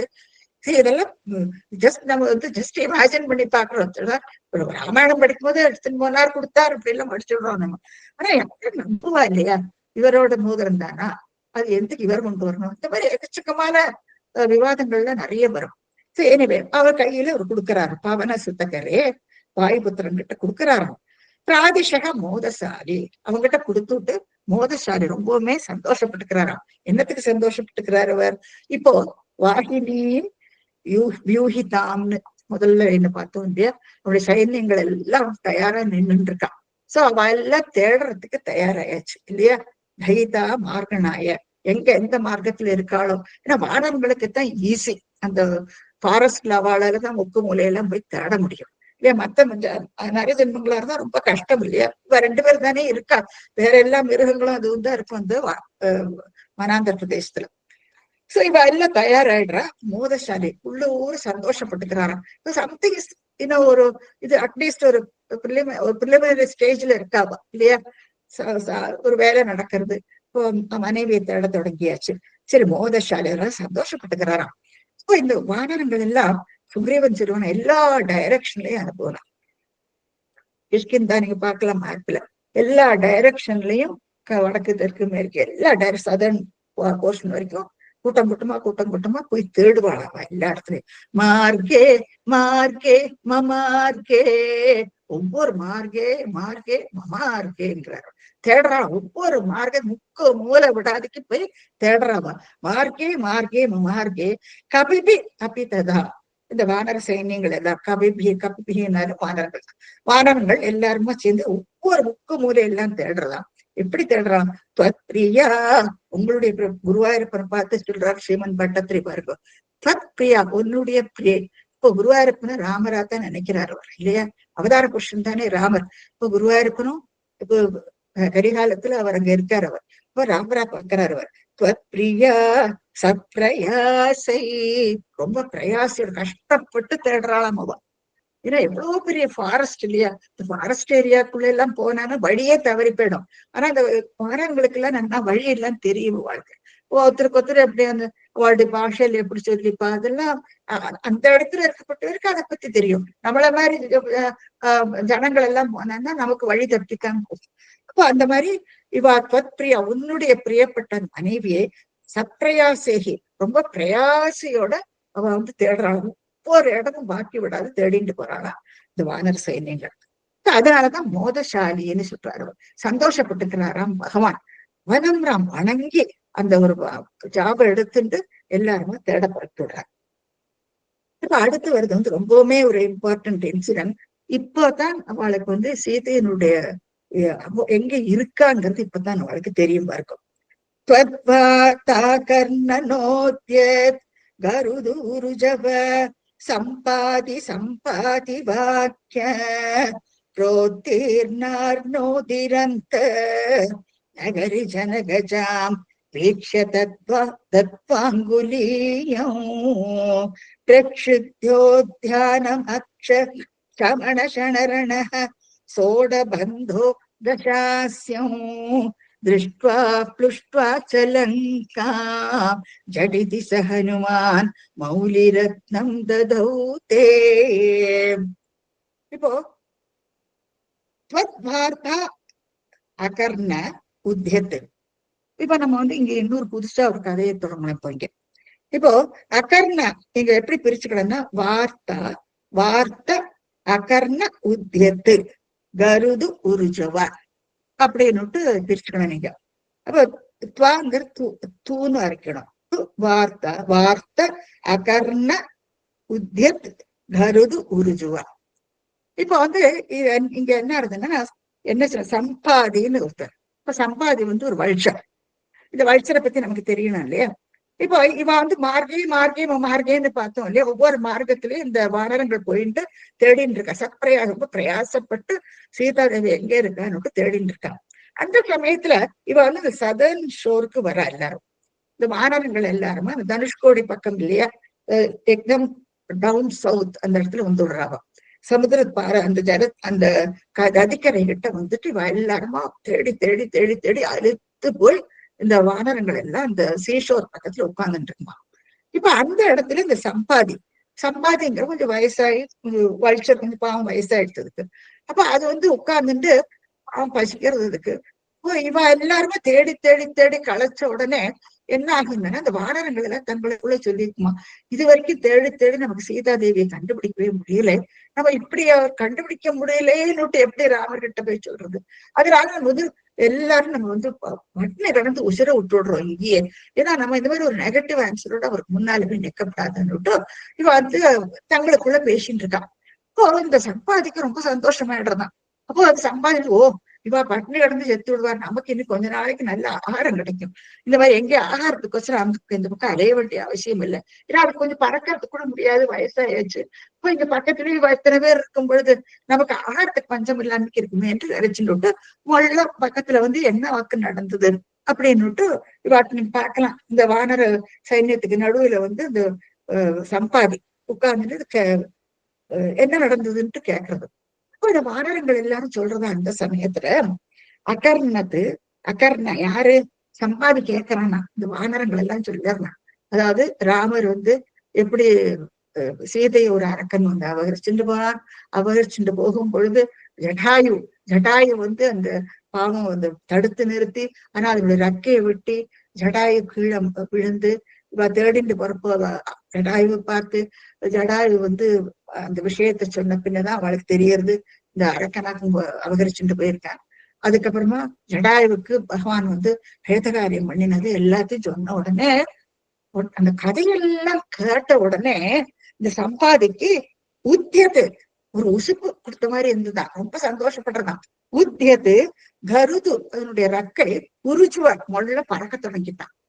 அது வரைக்கும் பாவம் சோர்ந்து போய் கேட்டதமா உட்கார்ந்துட்டு இருக்கு. என்னன்னாலன்னா ஜடாயு இது சம்பாதியுடைய சகோதரன். இப்ப நீங்க மேல பார்க்கலாம். இது என்ன ஆகுதுன்னா ஒரு காலத்துல ஜடாயுவுக்கு எல்லா இந்த கருடன் இந்த வல்ச்சர் இந்த பிராணிகளுக்கு எல்லாம் நல்ல உயர பறக்கக்கூடிய சக்தி உண்டு. அதனால காம்படிஷன் நடக்கிறது. இப்ப அந்த காம்படிஷன்ல ஜடாயு இருக்கு. இப்ப ஜடாயு வந்து அந்த காம்படிஷன்ல உயர பறக்கும் பொழுது என்ன ஆகுதுன்னா அந்த சூரியனுடைய இந்த ஒளிக்கதிரெல்லாம் மட்டும் அதனுடைய ரெக்கையெல்லாம் கருக தொடங்குறதா. அப்போ அவரோட ஸ்பீடு குறைஞ்சு போயிடுறது. அப்போ உடனே சம்பாதி சகோதரன் அல்லவா, அப்போ ஒரு ப்ரொடெக்ட் பண்றதுக்கோசரம் அந்த ஜடாயுவுக்கு மேல போய் உட்கார்ந்துட்டு அதனுடைய ரெக்கையை ப்ரொடெக்ட் பண்றானா அந்த சூரியனுடைய கதிர்ல இருந்து. அப்ப அதை ப்ரொடெக்ட் பண்ணின உடனே அதுக்கு இன்னும் நல்லா பறக்க முடியாது, அது வின் பண்ணி விடுறது ஜடாயு. அவ்வளவு சந்தோஷமா அவ ரெண்டு பேரும் அவ்வளவு க்ளோஸா இருப்பாளா அண்ணா தம்பி ரெண்டு பேரும். அதை சம்பாதிக்க ஜடாயு ராமருக்கோசரம் தன்னுடைய உயிரையே கொடுத்திருக்க அந்த ஜடாயு. அவளோட சகோதரன் அல்லவா உயிரையே கொடுத்திருக்கான். அப்ப நானும் அந்த ராமருக்கு ஏதாவது ஒரு விதத்துல உதவி பண்ணலாம் அப்படின்னு தீர்மானம் பண்ணிக்கிறதா சம்பாதி. எப்படி கதை மாறுறது பாருங்க. அப்போ அவர் சம்பாதிக்காதுதான். அதனாலதான் இங்க அழகா ஸ்ரீமன் பட்டத்திரி சொல்றார், அகர்ண அதுக்கு ஆதாரம் இந்த கதையெல்லாம் கேட்ட உடனே அதுக்கு உசுகு விடுத்தான், உசுறு விடுத்தான்.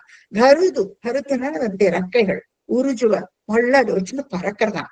பறந்து போயிட்டு இன்னும் மேல நல்ல ஹைட்டுக்கு பறந்து, இது வரைக்கும் அதுக்கு பறக்க முடியாது அந்த பறவைக்கு. ஆனா இப்ப நல்ல மேல பறந்து போயிட்டு, எப்பவுமே இந்த வல்ச்சர்ஸ்க்கு எல்லாம் தூர பார்வை உண்டு. தூரக்க இருக்கிறதுல அது அந்த தூர திருஷ்டியில அது நல்லா தெரியும், அதுகளுக்கு காணும். நேரம் அந்த ஹைட்ல பறக்கிறா இல்லையா, இப்போ அந்த ஹைட்ல இருந்து அந்த தூரக்க பார்த்த உடனே ஸ்ரீலங்கையில அந்த சீதை கேட்டு வீட்டுல இருக்கிறது அது பார்த்து விடுறது. சரி, அது வரைக்கும் இவ தேடுறதெல்லாம் எங்க இந்த இந்த நம்ம மண்ணுலதான் அவ தேடின்னு இருக்கா இல்லையா, இந்த ஃபாரஸ்ட் இந்த ஏரியாலதான் அவ தேடின்னு இருக்கா. சரி, அவளுக்கு எந்த விதத்துல ஸ்ரீலங்கை இந்த சமுதிரத்தை கடந்து போன ஒரு தீவு இருக்கு, அந்த தீவுலையாக்கு சீதை இருக்கான்ட்டு யாருக்குமே தெரியாது. ஆனா இது மேல பறந்து போயிட்டு சுத்தி பார்த்துட்டு கண்டுபிடிச்சு விடுறதான். சீதை அந்த கேப்டிவிட்டியில ஸ்ரீலங்கையில இருக்கிறத பார்த்து விட்டு சம்பாதி சம்பாதி வாக்கியம் ரெண்டு தடவை சம்பாதிச்சுடுறாரு. ஃபர்ஸ்ட் சம்பாதி அது பறந்து மேல போறதான். சம்பாதி வாக்கியம் சொல்றதான் சீதை இந்தியாவுக்கு இருக்கா அப்படின்ட்டு அந்த விஷயம் இப்போதான் அவளுக்கு தெரியுது. வாராங்களுக்கு எல்லாம் இப்ப சந்தோஷமாடுறது அதுமா இருக்கு. இப்போ கீழே அழகா சொல்றது உட்கார்ந்துட்டு இப்போ உங்க சீதை ஸ்ரீலங்கையில நீங்க சமுதிரத்தை கடந்து போகணும், அங்கே கேப்டிவிட்டிலையாக்கும் இருக்கா சீதை. இப்போ அவ எங்க இருக்காங்கிறது சம்பாதி மூலமா தான் அவளுக்கு தெரியறது. இந்த மாதிரி சின்ன சின்ன கதைகள் எல்லாம் நமக்குலாம் படிச்சிருக்கு. வால்மீகி ராமாயணத்தை டீட்டெயிலா படிச்சாதான் நமக்கு தெரியும். இப்ப அடுத்து சுந்தரகாண்டம் தொடங்க போறது, இது கிஷ்கிந்தா காண்டம். ஆரன்கள் எல்லாருமா கூடி கூடி தேடி தேடி கடைசியில இப்போதான் சம்பாதி மூலமா அவளுக்கு சீதையோட இருப்பிடம் தெரிய வருது. நீ அடுத்து என்ன நடக்கிறது கேட்ட உடனே ஜாம்பவான் வராருங்க. ஜாம்பவான் சொல்றாரு ஹனுமார்ட்ட, உன்னாலதான் இந்த கடந்து போயிட்டு அவளை போய் பார்க்க முடியும், மற்றவாளுக்கெல்லாம் அந்த பலம் கிடையாது. ஹனுமாருக்கு நல்ல பலம் இல்லையா, அஷ்ட சித்தி உண்டவருக்கு, நவநிதி அஷ்ட சித்தி நவநிதிக்கே தான் சாரிசால படிக்கணும் நம்ம.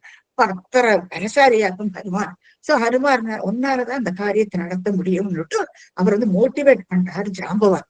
அப்போ அடுத்து என்ன பண்றார், ஹனுமார் கிளம்பி விடுறார் உடனே. ஏன்னா அவர் கையில ஆல்ரெடி பகவான் சந்தேசத்தை கொடுத்திருக்கார், மெசேஜ் கொடுத்து அதோட மோதிரத்தையும் கொடுத்திருக்காரு. இப்போ அந்த மோதிரத்தையும் மெசேஜையும் கொண்டு போய் சீதா தேவிட்டு கொடுக்கலாம். இப்ப சீதா தேவி இருக்கிற இடம் அவனுக்கு தெரிஞ்சாச்சு. இப்போ அந்த இடத்தவ அந்த சமுதிரத்தை கடந்து போகணும் ஹனுமாருக்கு. கடக்கிறார் பாருங்க. இது இப்போ சுந்தரகாண்டம் தொடங்குறது. இப்போ புரோத்தீர்ணானோதி அந்தர் அந்தர் நகரி ஜனகஜாம். புரோத்தீர்ண அர்ணோதி அப்படி பிரிச்சுக்கணும். புரோத்தீர்ண கடக்கிறாராம். இது கடக்கும்போது நடுவில் நிறைய சின்ன சின்ன ஐலண்ட்ஸ் எல்லாம் இருக்கும், விஸ்தாரமா இருக்கும். சுந்தரகாண்டம் படிக்கும் நல்லா இருக்கும் படிக்கிறதுக்கு. சுந்தரகாண்டம் சுந்தரமா இருக்கும் படிக்கிறதுக்கு. அழகா அது கடக்கிறாரு. புரோத்தீர்ண கடந்து அர்ணோதி, அர்ணோதினா சமுதிரம், சமுதிரத்தை கடந்து அந்தர் நகரி நகரத்துக்குள்ள போயிடுறார். ஹனுமார் ஸ்ரீலங்கைக்குள்ள போயிடுற அந்தர் நகரி. அங்க ஜனகஜாம், ஜனகனுடைய புத்திரி ஜனகஜாம் சீதா தேவிய வீக்ஷிய பார்த்து கீழே பார்த்தீங்க. இதுக்கு முன்னாலே நிறைய நடக்கிறது என்னெல்லாமோ விஷயங்கள். ரொம்ப எப்படி சுருக்கமா சொல்றாரு ஸ்ரீமன் பட்டத்திரி.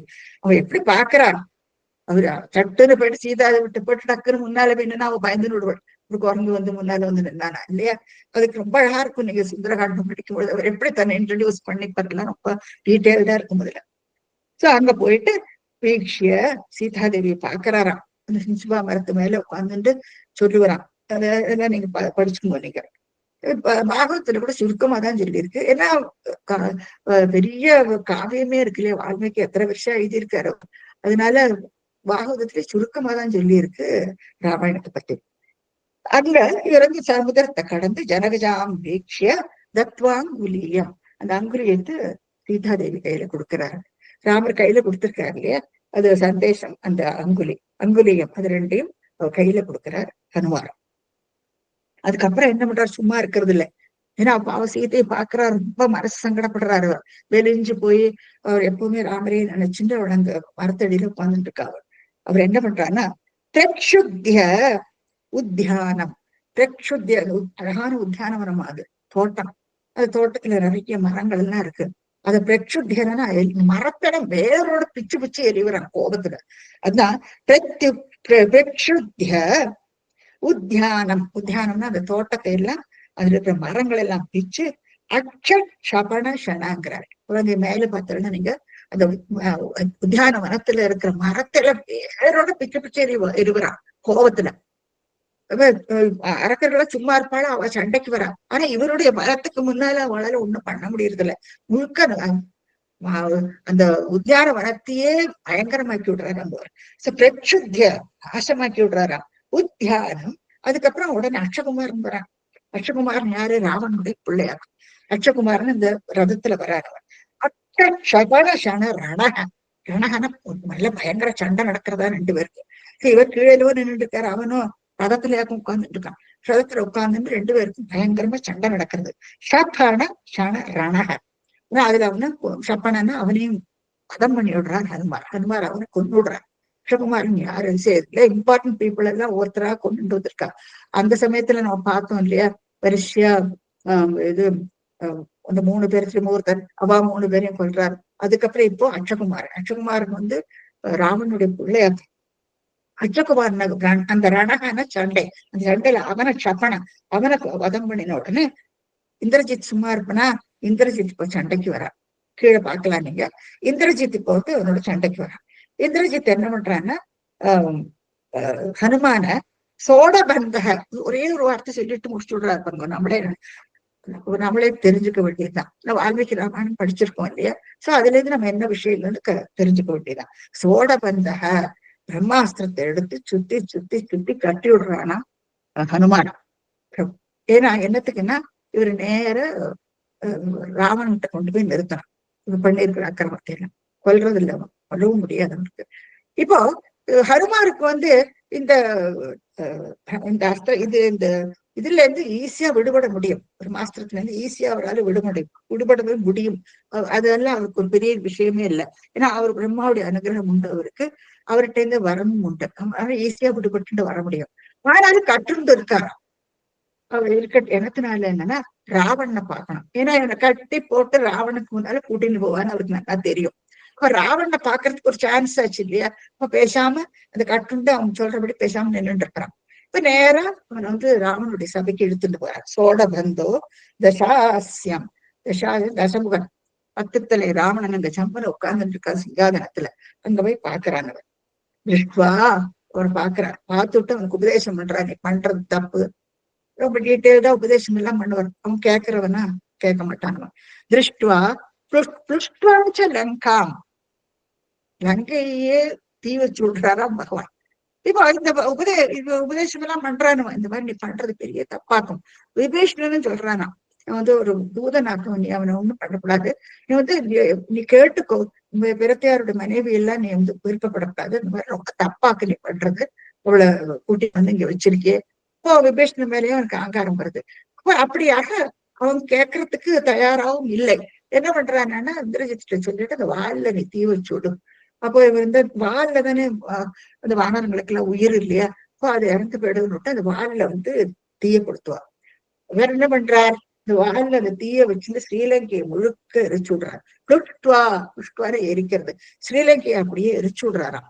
ஜடிதி சட்டுன்னு லங்காம் புஷ்டுவா. எப்படி சொல்றது, திருஷ்டுவா புஷ்டுவா. வெறும் பாக்குறா. தசரதன் இல்ல, தசமுகன் ராவணனை பார்த்து விட்டு ஸ்ரீலங்கையை எரிச்சு விடுறாராம். புஷ்டுவாச்ச லங்காம், அதை எரிச்சு விட்டு ஜடிதி சட்டுன்னு திரும்பி வராரு. போ ஜடிதி ஹனுமான், அந்த ஹனுமான் திரும்பி வந்துட்டு மௌலி ரத்னம் ததௌ தேனு பிடிக்கிறாரு. ரொம்ப அழகான ஸ்லோகம் இது. அதாவது மௌலி ரத்னத்தை சீதாதேவி ஹனுமார் கையில கொடுக்கிறாராம். ஏன்னா அவகிட்ட நான் பார்த்து அவளை பார்த்தேன்னு ஸ்ரீராமட்டு சும்மா வந்து சொல்ல முடியாது இல்லையா? அப்ப நம்புகிற அவர் யாரை பார்த்துட்டு வந்தோ எந்த பார்த்துட்டு வந்தையோ எல்லாத்துக்கும் சந்தேகம் தானே வரும். அப்ப அவளுடைய சூடாமணியை இவர் வாங்கிக்கிறாரோ, நெத்தி சுட்டின்னு சொல்லுவாத அந்த வள்ள போட்டுப்பா அந்த நெத்தியில. அதை எடுத்து ஹனுமார் கையில கொடுக்குறாரு. மௌலி ரத்னத்தை எடுத்து, மௌலினா சிரசுல இருக்க அந்த ரத்னம், அந்த ரத்னத்தை எடுத்து அவ கையில கொடுக்குறாரு. கையில கொடுத்துட்டு அதை எடுத்துக்கிட்டு இவர் ஹெடுத்தி சட்டுன்னு கிராஸ் பண்ணிட்டு இந்த பக்கம் வந்து விடுறாரு. அத ததவ் ஸ்ரீமன் பட்டத்திரி இங்க என்ன எப்படி எழுதினார்னா, இது ததவ்னுட்டு இப்போ இவருக்கு ஒரு சிலபல்ல ஒரு வார்த்தை கிடைக்கணும். அப்போதான் அந்த சந்தஸ் கரெக்டா இருக்கும். இப்ப அந்த பொயட்ரி எல்லாம் எழுதும் பொழுது சில பேர் நமக்கு ஒரு சிலபல்ல ஒரு வார்த்தை வேணும், இல்லாட்டா 2 சிலபல் 3 சிலபல் அந்த மாதிரி நம்பர் இருக்கும்.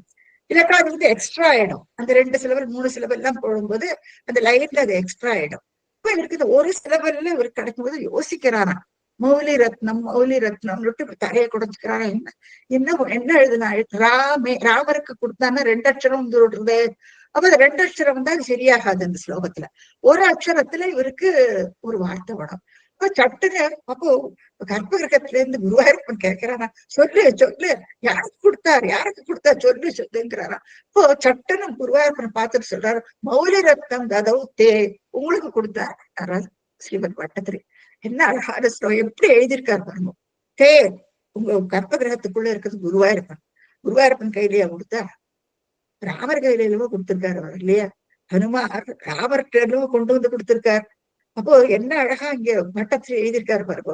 மௌலி ரத்னம் குருவாயூரப்பன் கேட்கிறாரு. அப்போ எல்லாரும் சொல்லுவாளா, சாட்சாத் குருவாயூரப்பன் ராமரா முன்னால வந்து நின்று இருக்காரோ என்னமோ.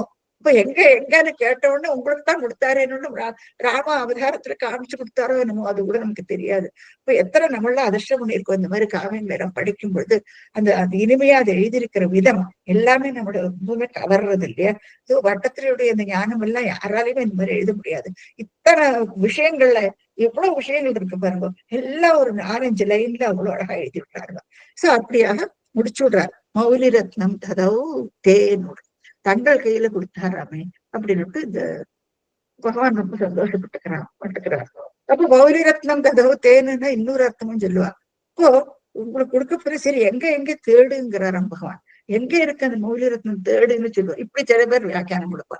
இது மாதிரி நிறைய வியாக்கியானங்கள் அவர் எழுதுறதுக்கு ஏத்த மாதிரி வியாக்கியானம் பண்ணுவா இல்லையா, இன்டர்பிரிட்டேஷன். சோ இன்டர்பிரிட்டேஷன்ல இந்த மாதிரி நிறைய இன்டர்பிரிட்டேஷன்ஸ் உண்டு, நீங்களே படிச்சு என்ஜாய் பண்ணிக்கலாம். அப்படியாக இந்த இங்க இருந்து அங்க கொடுத்து அங்க இருந்து மொழி ரத்னத்தை பகவான் கையில கொண்டு கொடுத்தாச்சு. இப்ப அடுத்து இவ தயாராக துவம் சுக்ரீவாங்கதாதி பிரபல கபிச்சமு சக்கர விக்ராந்த பூமி சக்ரோ விக்ரமிய பாரே ஜலதி நிஷிச்சரேந்திரானுஜா ஸ்ரீயமான தத்ப்ரோக்தாம் சத்ருவார்த்தாம் ரகசி நிஷமயா பிரார்த்தனா வாத்தியரோஷ பிராஸ்தாக்னேயாஸ்திர தேஜஸ்திரத் உதவிகிரா லப்தவான் மத்திய மார்க்கம். இப்ப இங்க வந்து கொடுத்தாச்சு இல்லையா? இப்ப வந்து இந்த ஆர்மிகள் இவ எல்லாம் பாருங்க, இப்ப சதர்ன் டிப்ல ஆக்கி இருக்கா. ராமேஸ்வரம் தனுஷ்கோடி சொல்றோம் இல்லையா, அந்த இடத்துல எல்லாரும் வந்து கூடியாச்சு. இப்ப சம்பாதி சொல்லி அவளுடைய பிளேஸையும் லொகேட் பண்ணியாச்சு. இப்ப அடுத்து என்ன, சமுதிரத்தை கடந்து அவளுக்கு ஸ்ரீலங்கைக்கு போகணும் இல்லையா? அடுத்த சமாச்சாரம் அதுதான். இப்போ துவம் தரங்கள், சுக்ரீவன், அங்கதன், இவாளாம் தானே இங்கு படை, சுக்ரீவனுடைய படைகள். சுக்ரீவன், அங்கதன், இவாளுடைய பிரபல கபிச்சமும், இவாளுடைய பிரபலமான, இவாள ரொம்ப முக்கியப்பட்டவா, பராக்கிரமசாலிகள் இவாழலாம். சரி, அதுதான் பிரபலன்னு எழுதுறாங்க. பிரபல கபிச்சமோ, அதாவது வானர்களுடைய கூட்டம். கபிச்சமோ சக்கர விக்ராந்த பூமி, இந்த விக்ராந்த பூமி அதாவது இந்த சதர்ன் டிப், அந்த தனுஷ்கோடி அந்த சமுதிரத கரைய அடர்த்தியா நின்று இருக்கலாம் எல்லாரும். அவ்வளவு பேரா அந்த வானர்களுடைய சைடு, வானர சைன்யம் அத்தனை பேரும் அந்த பூமியை அடக்கி நின்று இருக்கானா. அதுதான் சக்கர விக்ராந்த பூமி. சக்கர அபிகிரமிய, அத வந்து இப்போ அங்க வந்து சக்கர அபிகிரமிய எல்லாரும் அங்க வந்து கூடிடுறானா. சக்கர அபிகிரமிய வந்து பாரே ஜலதி, பாரே ஜலதி, ஜலதினா சமுத்திரம், சமுத்திரக்கரை. இந்த சமுத்திரக்கரையில இந்த பிரபலப்பட்ட எல்லாரும் வந்து கூடிடுறாங்க. இப்ப அவளுக்கு இந்த வேற போட்ஸ் எல்லாம் தெரிஞ்சாச்சு இல்லையா, நீ அடுத்த ஸ்டெப் எடுக்கணும். சோ அத்தனை பேர் சுக்ரீவன் அங்கதான் இந்த பிரபல கபிச்சமும் இவ எல்லாருமா கூடி பாரே ஜலதி அந்த சமுத்திரக்கரையில வந்து நீங்க பார்க்கலாம். இவாள பிரபலமா இருக்கப்பட்டவர்ல லைன்ல நின்றுட்டு இருக்கா, மத்த வானர கூட்டங்கள் எல்லாரும் இருக்கா, எல்லாரும் வந்து அங்க குழுமி நின்று விடுறாளா அத்தனை பேரும். நின்றுட்ட உடனே அந்த சமயத்துல என்ன நடக்கிறதுன்னா, நிஷிச்சரேந்திரா, நிஷிச்சரேந்திரன், நிஷிச்சரேந்திரன் நிஷின இரவு, சரேந்திரன் சுத்துறது. இரவு நேரத்துல இவ ரொம்ப சுத்துவாளாம். யாரு? இந்த அசுரர்கள் எல்லாம் ரொம்ப ஆக்டிவா இருக்கா ராத்திரி நேரத்துல. அதனால இந்த அசுரர்களுக்கு இந்த நிஷிச்சரேந்திரன் ஒரு பேரு உண்டு. அப்ப இங்க நிஷிச்சரேந்திரன் வந்து அசுரர்கள், அதாவது ராவணனை குறிக்கிறது இங்க. இப்ப ராவணனுடைய அனுஜன், அனுஜன் யாரு? விபீஷணன். சோ நிஷிச்சரேந்திரானுஜ, அதாவது ராவணனுடைய தம்பி அனுஜ, அஸ்ரீயமானக, அவன் வந்து பகவானுடைய காலடியில வந்து சரணாகதி அடைச்சு விடுறான். ஏன்னா அவமானப்படுத்துறான் ராவணனுக்கு. இப்ப ராவணன் ஏன்னா அவன் பண்றது தப்பு, அப்ப அது தெரிஞ்சுட்டு அவனும் அந்த ஜலத்தை கடந்து வந்துட்டு ராமனுடைய காலில் வந்து விழுந்து விடுறானா. அஸ்ரீயமானகன சரணாகதி அடைஞ்சு விடுறானா ராவணனுடைய தம்பி விபீஷணன். விபீஷண சரணாகதி அங்கதான் நடக்கிறது. அந்த தனுஷ்கோடியில அந்த நதிக்கு அந்த சமுத்திர கரையில தான் அது நடக்கிறது. அப்புறம் சத்ருவார்த்தாம் ரகசிய நிஷமயன். இப்போ விபீஷணனுக்குத்தான் இந்த ரகசியங்கள் எல்லாம் நல்லா தெரியும் இல்ல, இவாளுக்கு கம்ப்ளீட்டா நியூ ஸ்ரீலங்கா, அது எப்படி போகணும், எந்த இடத்துல அவ இருக்கா, எப்படி இவாளை ஆக்கிரமிக்கணும், இவாட்டு இருக்கிறதோ வானரப்படை. சோ அந்த சீக்ரெட்ஸ் எல்லாம் அவனுக்கு நல்லா தெரியும், விபீஷணனுக்கு நல்லா தெரியும். இப்போ தத் புரோக்தாம், அவன் சொன்ன சத்ரு வார்த்தாம், இவாள் சத்ரு யாருக்கு? ராவணன். சத்ரு வார்த்தாம் ரகசி, அந்த ரகசிய இடங்கள் எல்லாத்தையும் நிஷமயன் கேட்டுக்கிறாராம் ராமர். தெரிஞ்சுக்கணும் இல்லையா, எப்படி போகணும், எந்த எல்லாம் தெரிஞ்சுக்கணும். முதல்ல ஒரு புதுசா ஒரு இடத்துக்கு போகணும்னா இத்தனை விஷயங்களை அவங்க தெரிஞ்சாங்க. சோ அது எல்லாத்தையும் சத்ரு வார்த்தாம் ரகசிய நிஷம் எல்லாத்தையும் கேட்டுட்டு அடுத்து என்ன பண்றாருன்னா, கடக்கணுமே, ஜலத்தை கடந்து போகணும். பிரார்த்தனா பிரார்த்திக்கிறாராம் சமுதிரராஜன். சமுதிரராஜனை பிரார்த்திச்சு எனக்கு அந்த மார்க்கத்தை காட்டி கொடு அப்படின்ட்டு கேட்கிறாரு. நீங்க இந்த பிக்சர்ல பாக்கலாம். சமுதிரராஜன்ட்டு பிரார்த்தனை பண்றாராம் பகவான், நீ வந்து எனக்கு வந்து மார்க்கத்தை காட்டி கொடுக்கணும், கிராஸ் பண்ணி போகணும் இல்லையா.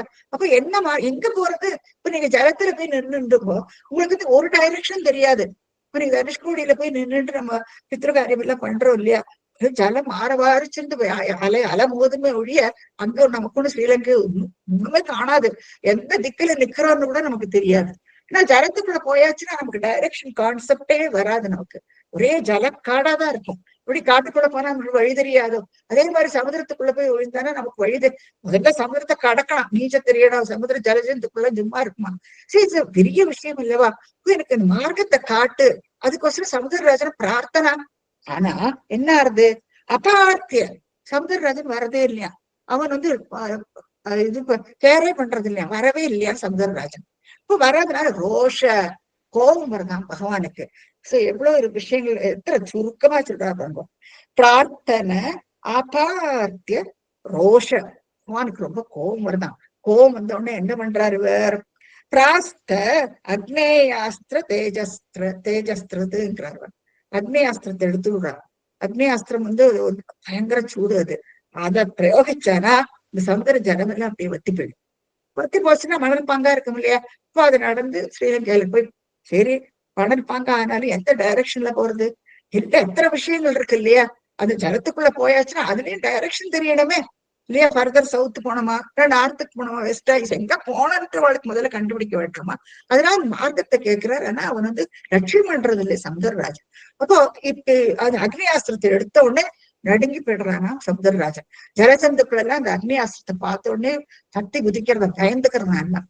இப்போ உடனே வந்து அர்க்கியம் பார்த்தியம் எல்லாம் பகவானுக்கு பண்ணி அவரை சாந்தப்படுத்தி அந்த சமுதிரராஜன் மூலமா உததிகிரா, சமுதிரராஜன் சொல்ற உததிகிரா, அவன் வாய் வார்த்தை மூலம் லப்தவான் மத்திய மார்க்கம், அந்த மார்க்கம் எந்த மார்க்கத்துல போனாங்கிறத கண்டுபிடிச்சு விட்டுடுற. அவன் சொல்லி கொடுக்குறானா இந்த மார்க்கத்துல இன்னைக்கு போனான்னு. இப்ப வந்து அந்த அக்னியாஸ்திரத்தை பத்தி நான் கொஞ்சம் டைம் எடுக்கும் இன்னைக்கு முடிக்கிறதுக்கு. நீங்க பேஷண்டா இருந்து கேட்டுருங்க இன்னைக்கு. ஏன்னா இதுல இன்னொரு கிளாஸ் எடுக்க முடியாது, நம்ம இன்னைக்கே முடிக்க பார்க்கணும். இப்ப வந்து அக்னி ஆஸ்திரத்தை நீங்க பாருங்க. இப்ப வந்து இந்த குழந்தைகிட்ட சௌந்தரராஜன் இன்னும் சௌந்தரராஜனை காட்டி கொடுத்துருக்கோம். சமுத்திர சமுத்திரத்தை போனா தண்ணி தான் பார்ப்போம், ஜலஜந்துக்களை பார்ப்போம். சமுத்திரராஜன் எப்படி இருக்கும், இதெல்லாம் நமக்கு எல்லாம் ஒரு இதா இருக்கும் இல்லையா? சரி, கொஞ்சம் யோசிச்சு பாருங்க சயின்டிபிக்கா. இந்த பானம் வந்து இந்த ஆரோ மார்க் இல்லையா, நீங்க மெரினஸ் காம்பஸ் ஆகுது. ஆக்சுவலா நீங்க ஜஸ்ட் ஒரு திங்கிங், அது நான் சொல்றது தப்பாவும் இருக்கலாம் ரைட்டாவும் இருக்கலாம் எனக்கு தெரியல. நான் எனக்கு மனசுல பட்டது நான் உங்களுக்கு சொல்றேன். இப்போ இது வந்து இந்த மெரினஸ் காம்பஸ்ன்னு சொல்லுவா. இப்போ இந்த ஜலத்துல டிராவல் பண்றவங்க இந்த காம்பஸ் வச்சுப்பா. இப்போ ஜலத்துல போகும்போது எந்த டைரக்ஷன்ல போறோம்னு நம்மளுக்கு தெரியும். அதாவது எங்க லேண்ட் மாஸ் இருக்கோ அந்த லேண்ட் மாஸ் வந்தான்னா அது அந்த முள்ள அந்த பக்கம் நிற்கும். நின்ன உடனே அவளுக்கு தெரியும், ஓ இங்க ஏதோ ஒரு தீவு இருக்கு, அங்க போய் இறங்கிக்கலாம்னு விட்டு அவளுக்கு அந்த டைரக்ஷன் காட்டி கொடுக்கும். ஓ இது அக்னி ஆஸ்திரம்ங்கிறது கூட கொஞ்சம் நீங்க யோசிச்சு பாருங்க. இவர் அந்த ஆஸ்திரத்தை எடுத்து அப்படி காட்டின உடனே அவர் அந்த சமுத்திரத்துல இப்படியே சுத்தி இருப்பார் இல்லையா, சுத்தி இருந்தோடனே அந்த காம்பஸ் மாதிரி இந்த லேண்ட் மாஸ் வந்து இந்த ஸ்ரீலங்கை, அப்போ அது ஒரு மேக்னெட் மாதிரி, அப்போ அது ஈர்க்கிறது. அது அப்போ அந்த நீடில் அந்த பக்கம் நின்று இருக்கும். அப்போ அந்த மார்க்கம் அவருக்கு தெரிஞ்சிருக்கலாம். சோ இந்த மார்க்கத்துல டிராவல் பண்ணி போனா ஸ்ரீலங்கை அடையலாம். இது ஒரு ஜஸ்ட் கெஸ்ஸுக்கு தான், நீங்களும் கொஞ்சம் யோசிச்சு பாருங்க. ஆனா இது ரொம்ப அழகா சுவைப்பட எழுதியிருக்கா. சௌந்தரராஜனை பிரார்த்திக்கிறதும் அவன் வராம இருக்கிறதும், அதுக்கப்புறமா கோவிச்சுண்டு ஒரு அக்னி அஸ்திரத்தை பிரயோகிக்கிறதும், அதுக்கப்புறமா அவன் வந்துட்டு மார்க்கத்தை சொல்லி கொடுக்குறான்ட்டு இந்த ஸ்லோகத்துல எழுதியிருக்கு. ஸோ இது ஆக்சுவலா நீங்க யோசிச்சு பார்த்தீங்கன்னா இது ஒரு காம்பஸ் மாதிரியா இருக்கும். அந்த திரேதாயுகத்துல அதெல்லாம் கிடையாது இல்லையா அந்த சமயத்துல. சோ இந்த காலத்துல இப்போ இதெல்லாம் எங்க போனாலும் டைரக்ஷன் நமக்கு ஈஸியா தெரிஞ்சுக்கலாம் இந்த காம்பஸ் வச்சுட்டு. சோ அப்படியாக மார்க்கத்தை தெரிஞ்சு நோடுறா. இப்போ மார்க்கம் தெரிஞ்சாச்சு, இனி அடுத்து கிராஸ் பண்ணணுமே. எப்படி கிராஸ் பண்றது? சமுத்திரம் இல்லவா, இந்து மகா சமுத்திரம், அது அலை அடிக்கும். இங்க எப்படி கிராஸ் பண்ணி ஆகணும். ஹனுமார் பறந்து போயிட்டார். இப்ப இவா எல்லாருக்கும் இப்படி பறந்து போக முடியுமா என்ன? எல்லாருக்கும் அவரை போற வேலை எல்லாருக்கும் உண்டோ? இல்லை. அப்போ அவளுக்கு ஒரு மார்க்கம் வேணும் இல்லையா அதை கடக்கிறதுக்குள்ள. இப்ப அடுத்து என்ன ஆகுதுன்னா, கீஷை ஆசாந்தரோபாகிருத கிரிநிகரே சேது மாதாபியாத்தோ யாத்தூன்யாமர்த்யதம்ஷ்ட்ரா நகசிகரிஷிலா சாலசஸ்திரை ஸ்வசைன்யை வியாகுர்வன் சானுஜஸ்மோ சமரபுவி பரோ விக்ரமோ சக்ரஜேத்ரா வேகாநாகாஸ்திரபத்தः பதகபதிகரோன் மாருதை மோச்சிதோ பூம். கீஷகின வானரங்கள். இப்ப வானரங்கள் எல்லாம் என்ன பண்றதுன்னா ஆசாந்தர, ஆசாந்தரன்னா எல்லா எல்லா திக்குல இருந்தும் இப்போ ஒரு அணைகட்டி ஆகணுங்க கடக்கிறதுக்கு அவளுக்கு. சோ ஆசாந்தரன்னு எல்லா திக் குவார்டர்ஸ் எல்லா இடத்துல இருந்து உபாகிருத கொண்டு வந்த கிரிநிகரைகி, அதாவது மலையோட குன்றுகள், கல்லு, பெரிய பெரிய கல்லு எல்லாத்தையுமே எடுத்துன்னு வந்து போடுறாங்க. அங்க போட்ட உடனே அது ஜலம் எவ்வளவு டீப்பா இருக்கும் இல்லையா, அந்த டெப்த்ல இருந்து அதை ஃபில்அப் பண்ணிட்டு வரணும் அவளுக்கு. சோ எல்லா இடத்துலயும் இங்கதான் வானர சைன்யங்களாம் அப்படி நிறைஞ்சு கிடக்காவா. எல்லாரும் ஆளுக்கு ஒண்ணுன்னு தூக்கிட்டு வரா. தூக்கிட்டு வந்து கிரி நிகரேகி சேது மாதாய் வேண்டா, சேதுவை கட்டுறாளாம். இத வந்து இது வந்து நலன் கட்டினானா முதல்ல, நலசேதுன்னு சொல்லுவா. நலன் யாரு என்னன்னா விஸ்வகர்மாவோட பிள்ளையாக்கு நலன். சோ நலன் தான் ஹெல்ப் பண்றான் அந்த சமயம். இப்ப அந்த சமயத்துல நலசேதுன்ட்டு பேர் இருந்தது. அதுக்கப்புறமா தான் ராமசேதுன்றது பேரு வந்தது. ஏன்னா ராமர் தானே இதை கடந்து போறாரு இல்லையா, ராமன் மேல இருக்கிற அன்புனால ராமசேதுன்ட்டு சொல்லி தொடங்கினான். இப்போ வந்து அந்த சேதுவை கட்டி விடுறாவா. இங்க இருந்து அந்த பக்கத்துக்கு அது வெறும் இந்த கல்லாலேயே எடுத்து எடுத்து சேது மாதாப்பிய அது அழகா கட்டி விடுறா பாருங்க. கட்டி விட்டு நீங்க பார்க்கலாம், எடுத்துற கல்லுகள்லா எல்லா குவார்டர்ஸ்ல இருந்து தூக்கிட்டு வரா. டக்கு டக்குன்னு தூக்கிட்டு வந்து எல்லாத்தையும் போட்டு மார்க்கத்தை பண்ணி விடுறாவா. யாத்தக எல்லாரும் கிளப்பி விடுறப்போ யாத்தோ யாத்தூன் போயிண்டே நீங்க பார்க்கலாம் என்ன நடக்கிறது. ஆய்மர்த்திய சண்டை ஸ்ரீலங்கை போய் எத்தியாச்சு. எல்லாரும் இது வழியா போற ராமலட்சுமணன் தோல்ல தூக்கிக்கிறான். ரொம்ப சந்தோஷமா இந்த வானரப்படைகள் எல்லாரும் அந்த சேத்துவை கடந்து அக்கறைக்கு போற எல்லாரும் கிராசிங் இப்போ எல்லாரும். சோ யாத்தூன் போயிட்டு ராமர்த்திய சண்டையா பயங்கர சண்டை நடக்கிறது. சும்மா இருப்பாள் அங்க இருக்கிற பட்டுவா பெரிய குரங்கு பட்டாளம் வந்து நிக்கிறது, வானர சைன்யங்கள் வந்து நிக்கிறது. சும்மா இருப்பாளாவா. ராமர்த்திய எல்லாருக்கும் பயங்கர யுத்தம் நடக்கிறதாங்க. இப்ப இவாளுக்கு என்ன சண்டை போடும் பொழுது பார்க்கலாம். அந்த யுத்த கணத்தை அந்த ரணகளத்தை நீங்க பார்க்கலாம். ரணம்னா யுத்தம். இந்த யுத்தம் நடக்கிற இடம் பார்க்கும். இவ சேர்ந்த லேண்ட்மாஸ்க்கு வந்தாச்சு. அங்க இவாளுக்கு இருக்கிற ஆயுதங்கள் என்ன? இந்த வானரங்களுக்கு ஆயுதம் தான் தம்ஷ்டா, செத்திப்பல்லு, நகம், கையில நல்ல ஷார்ப் நெயில், ஷிகரி ஷிலா, சின்ன சின்ன கல்லு மணி கையில கிடைச்சதெல்லாம் எடுத்து தூக்கிடுவா. ஷிகரி ஷிலா, கல்லு, சின்ன சின்ன கல்லுகள். சார சாஸ்திரேகி, மரங்கள்னால ஆன ஆயுதங்கள், அஸ்திரங்கள், நிறைய அஸ்திரங்கள் சின்ன சின்னதா மரங்கள்னாலதான் அவகிட்ட இருக்கும். அவகிட்ட இந்த அம்பும் பானம் அதெல்லாம் அவகிட்ட கிடையாது. அவள்கிட்ட ஆயுதம் இதுதான், வானரங்களுடைய ஆயுதம். அவளுக்கு அது போரும் இல்லையா? அதனால பல்லால கீறி விட்டுடும், நகம் வேற, ஷார்ப் நெயில்ஸ், வாலால சுத்தி போடலாம் எல்லாரையும். இப்படி ஏதோ வழியில அவளுக்கு சண்டை போட முடியும். சோ தம்ஷ்ட்ரா நக ஹிகரி ஷிலா சாலசஸ்திரேகி சைன்யேகி. இது பகவானுடைய அவருடைய சைன்யம் இதுதான். இவ ரெண்டு பேரும் தான். விபீஷணன் கூட இருக்கான். எல்லாம் சொல்லி கொடுக்கணும், என்ன ஏது, எங்க எந்த இடம் போகணும் எல்லாம் வந்தானு சொல்லி கொடுப்பான். சோ இவ ரெண்டு பேர் தான் அங்க மனுஷன் மாதிரி. இவ ரெண்டு பேர், ராமலட்சுமி ரெண்டு பேர் தான் அங்க.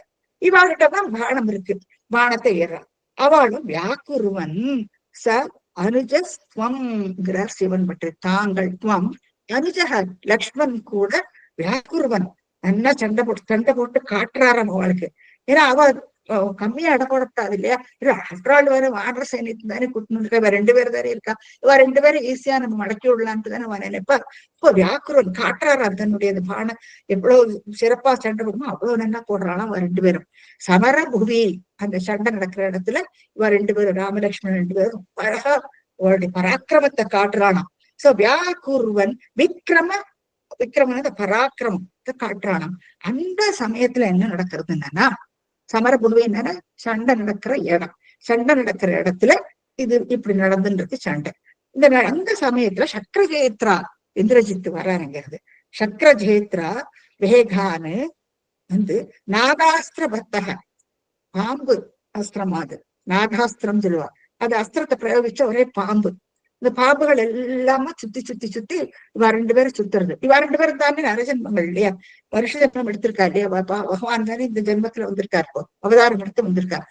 எப்படி பாருங்க அது பாம்புகள். இந்த பாம்பு புஸ்ஸு புஸ்ஸுன்னு அது மூச்சு விடும்பொழுது அந்த உஷ்ணக்காத்து, அந்த உஷ்ணக்காத்துல இவ ரெண்டு பேரும் மூர்ச்சையாயிடுறான். ராமலட்சுமி ரெண்டு பேரும் மூர்ச்சையாயிடுறான். சோ வேகானு நாகாஸ்திர பத்தக, இந்த நாகாஸ்திர பத்தத்துல கட்டுண்டு இவளுக்கு மூர்ச்சையாயிடுறான். அந்த சமயத்துல பதகபதி கருண், பதகனா கருடன் வரானா, அந்த பதகன கருடன், பதக பதி கருண், கருண்னா தன்னுடைய ரக்கை இருக்கு இல்லையா, அந்த ரக்கையை அப்படியே விரிச்சுண்டு மேல கிருஷ்ணா இருக்கும் இல்லையா பாக்குறதுக்கு. அப்ப அப்படியே ரெண்டு பேர் மேலேயும் தன்னுடைய ரக்கையினால காத்த வீசுறான். இப்ப நம்மளும் இந்த ஆக்சிடென்ட் சூழ்நிலை எல்லாம் போன உடனே எல்லாரும் கூட்டம் போடுவா. கூட்டம் போட்டோன்னா என்ன பண்ணுவாங்க, கர்ச்சி ஃபர்ஸ்ட் எது இருந்தாலும் அவளுக்கு காத்து வீசுவா எல்லாரும். ஏன்னா அவளுக்கு ஆக்சிஜன் தேவைப்படும் இல்லையா? அதேதான் பண்றது இந்த கருடன். இங்க இந்த கருடன் என்ன பண்றது, ஒரு பெரிய ரக்கை இருக்கு இல்லையா, இந்த ரக்கையினால காத்த வீசுறதா. இதுக்கு மேல சர்ப்பங்களுக்கு இந்த கருடனை பார்த்துன்னு பயந்துட்டு எல்லாம் அப்புறம் ஓடி விடுறது இல்லை. இப்போ இந்த மாதிரி காத்து வீசினோடனே அவளுக்கு என்ன ஆக்சிஜன் கிடைக்கிறது ரெண்டு பேருக்கும். சோ பார்த்தாக்கா பதி கருண் மாருதைகி மோச்சிதோ அபூத்து. அந்த காத்து மாறுத்தேன்னா அந்த காத்துனால இவ மறுபடியும் உயிர் பழிச்சு வந்துடுறா.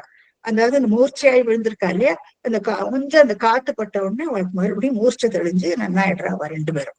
சோ அப்படியாக இவ தப்பிச்சு விடுறா. இப்போ அந்த கருடன் அங்க ஹெல்ப் பண்ணி இவ தப்பிச்சு விடுறா அவ ரெண்டு பேரும்.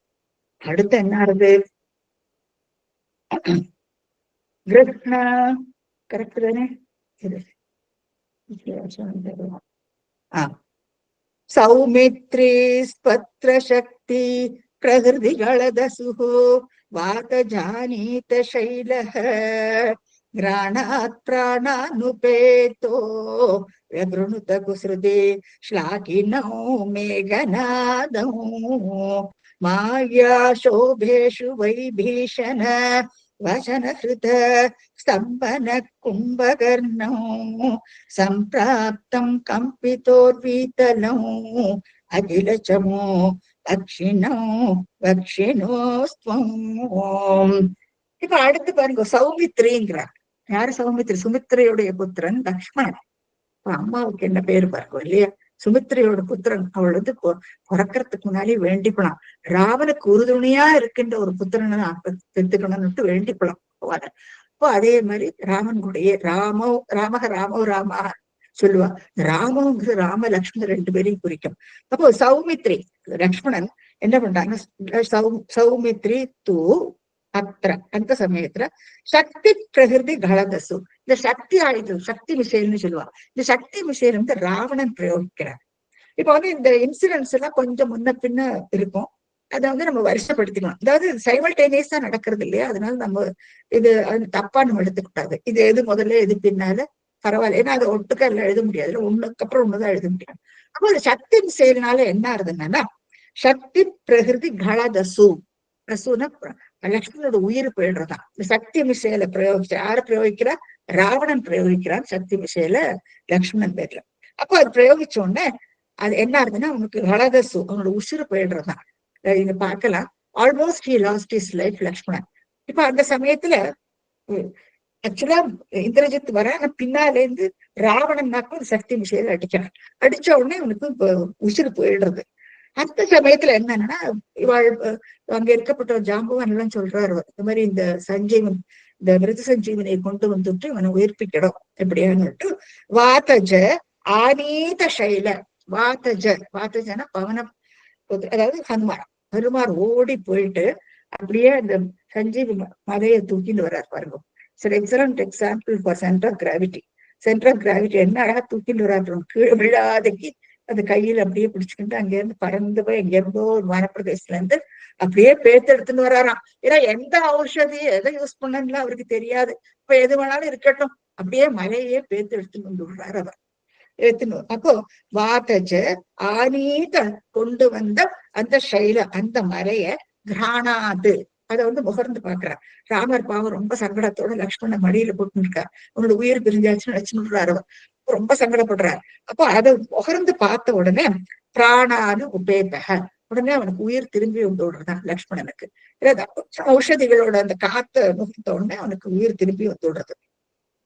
இப்போ லக்ஷ்மணன் இப்ப ஆக்டிவ் ஆயிடுறாரு. இப்போ அடுத்து குசிருதி ஸ்லாகினம் மேகநாதம், மேகநாதம் இந்திரஜித் ஆகும். இந்திரஜித்ல மேகநாதம். அவன் என்ன பண்றான், இந்த மேகத்துக்குள்ள ஒழிஞ்சுக்கிண்டு அவன் மாயாவி, அவன் என்னெல்லாமோ குசிருதி ஸ்லாகினம்னா என்னெல்லாமோ மாயத்தனம் எல்லாம் காட்டுவான். அவன் எங்க இருந்து பணத்தை விடுறான் என்ன பண்றான் ஒண்ணுமே தெரியாது. எல்லாருக்கும் கன்ஃபியூஷன் ஆயிடுமா அந்த வேகி அந்த ஃபைட் பண்ற இடத்துல. அதுதான் குசிருதி ஸ்லாகினம்ங்கிற.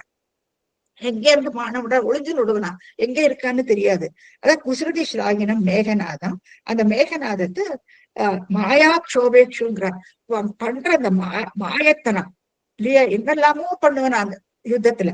ஆனா அந்த மாயா க்ஷோபேஷு, ஆனா என்ன வைபீஷண வச்சன, விபீஷணன் இருக்காரு இல்லையா, கூட இருக்காரு கூட, அவர் என்ன பண்ணுவாருன்னா வச்சன ஹிருத ஸ்தம்பரக, அவன் சொல்லுவான் இது வெறும் மாயத்தனம் தான், நீங்க நம்பாதீங்க, இவன் பண்றதெல்லாம் வெறுமட உங்களை பயமுறுத்துறது தான் அவன் பண்றான், அதனால நீங்க பயம் இல்லாதக்கு நீங்க சண்டை போடலாம்னுட்டு அப்பப்போ விபீஷணன் சொல்லி கொடுப்பனா. அப்ப அதனால ஹிருத அவளுக்கு கொஞ்சம் மனக்கலக்கம் எல்லாம் நீங்கிடும். ஸ்தம்பரக மனக்கலக்கம் எல்லாம் நீங்கிவிட்டு கொஞ்சம் தீர்மானமா சண்டை போடுத்தணும். அது வரைக்கும் அவளுக்கு ரொம்ப கன்ஃபியூஷன். சோ இப்ப லக்ஷ்மணன் என்ன பண்றாங்கன்னா மேகநாதன் இவன் இந்திரஜித்தை கொன்னுடுவன் லக்ஷ்மணன் இந்த சமயத்துல. சோ மாயா க்ஷோபேஷு வைபீஷண வச்சனகிருத்த ஸ்தம்பனக, அது மனக்கலக்கம் எல்லாம் நீங்கி விடுறது அவளுக்கு. இந்திரஜித்தையும் லக்ஷ்மணன் கொன்னுடுறான். முதல்ல லக்ஷ்மணன் பாவம் அவனுக்கு உயிரே போயிடுறது சக்தி மிசைல்னால. சக்தி மிசைல பிரயோகிக்கிறது ராவணன். அத வந்து இந்த இந்த மறைய முகர்ந்தத்துல, இந்த ஔஷதிய முகர்ந்தத்துல அவனுக்கு உயிர் திரும்பி வந்து விடுறது. திரும்பி வந்துட்டு இப்ப அவன் வந்து மேகநாதனை இந்திரஜித்தை கொன்னுடுறான். நம்ம ஆயத்தனத்தை எல்லாம் காட்டி எல்லாரையும் பயமுறுத்திட்டு இருக்கான். ஆனா அதுக்கு முன்னால அவனை கொண்டு விடுறான். இப்ப அடுத்து பாருங்க இன்னொரு மேஜர் கேரக்டர். அடுத்து கும்பகர்ணன் வரான். சம்பிராப்தோ ஜம்முன்னு வரானா கும்பகர்ணன். கும்பகர்ணனை பத்தி நமக்கு எல்லாருக்கும் நல்லா தெரியும். 6 மாசம் தூங்குன்னு 6 மாசம் சாப்பிட்டுட்டே இருக்கும். அப்பேற்பட்டவன் நம்ம. இவா 2 பேரும் யாரு, ஜெய விஜய அழகம் இல்லையா, வைகுண்டத்துல பகவானோட பாஷகர்களா இருந்தவர். இப்ப அசுர ஜென்மாவை அனுபவிச்சுட்டு இருக்கா 2 பேரும். சம்பிராப்தம் வரானா கம்பித்தோர் வீட்டல, உலகமே இப்ப நடந்து வரும்போது பூமி ஆட்டம் காண்றதான் பேர்பட்ட ஆகுறது கும்பகர்ணனுக்கு. நடந்து வரத்தையே ஆடுறவன். அப்புறம் கண்டது எதெல்லாம் கிடக்குறோம் அப்படியே முழுங்கி விடுவன, ஆளெல்லாம் அப்படி அப்படியே முழுங்கி விடுவனாங்குவன். கம்பித்தோர் வீத்தல அகில சமு, என்னத்தெல்லாம் பாக்குறானோ எல்லாத்தையும் விழுங்கி விடுவன். அகில சமு பக்ஷிணம், இப்ப இவாழ வானர் சைன்யங்கள் எத்தனை பேர் இருக்காள், எல்லாரும் கபகமன்னு விழுங்கி விடுறான் அவன். அகிலச்சமு பக்ஷிணம், அவன வெக்ஷினோஸ்துவம் வெக்ஷினகத்வம், தாங்கள் அவனை வெட்டி வைத்து நிறாமே. ராமர் பருவ பானத்தை செலுத்தி கும்பகர்ணனையும் கொண்டு விடுறார். அப்படியாக மேல இந்திரஜித்தும் போயாச்சு, கும்பகர்ணனையும் வதம் பண்ணியாச்சு. சோ ரொம்ப இம்பார்ட்டன்ட் கேரக்டர்ஸ் அதுல. சோ அவ 2 பேரும் போயாச்சு. இப்போ மிஞ்சி இருக்கிறது இந்த சைன்யங்களும் ராவணனும் தான். நீ அடுத்து பா.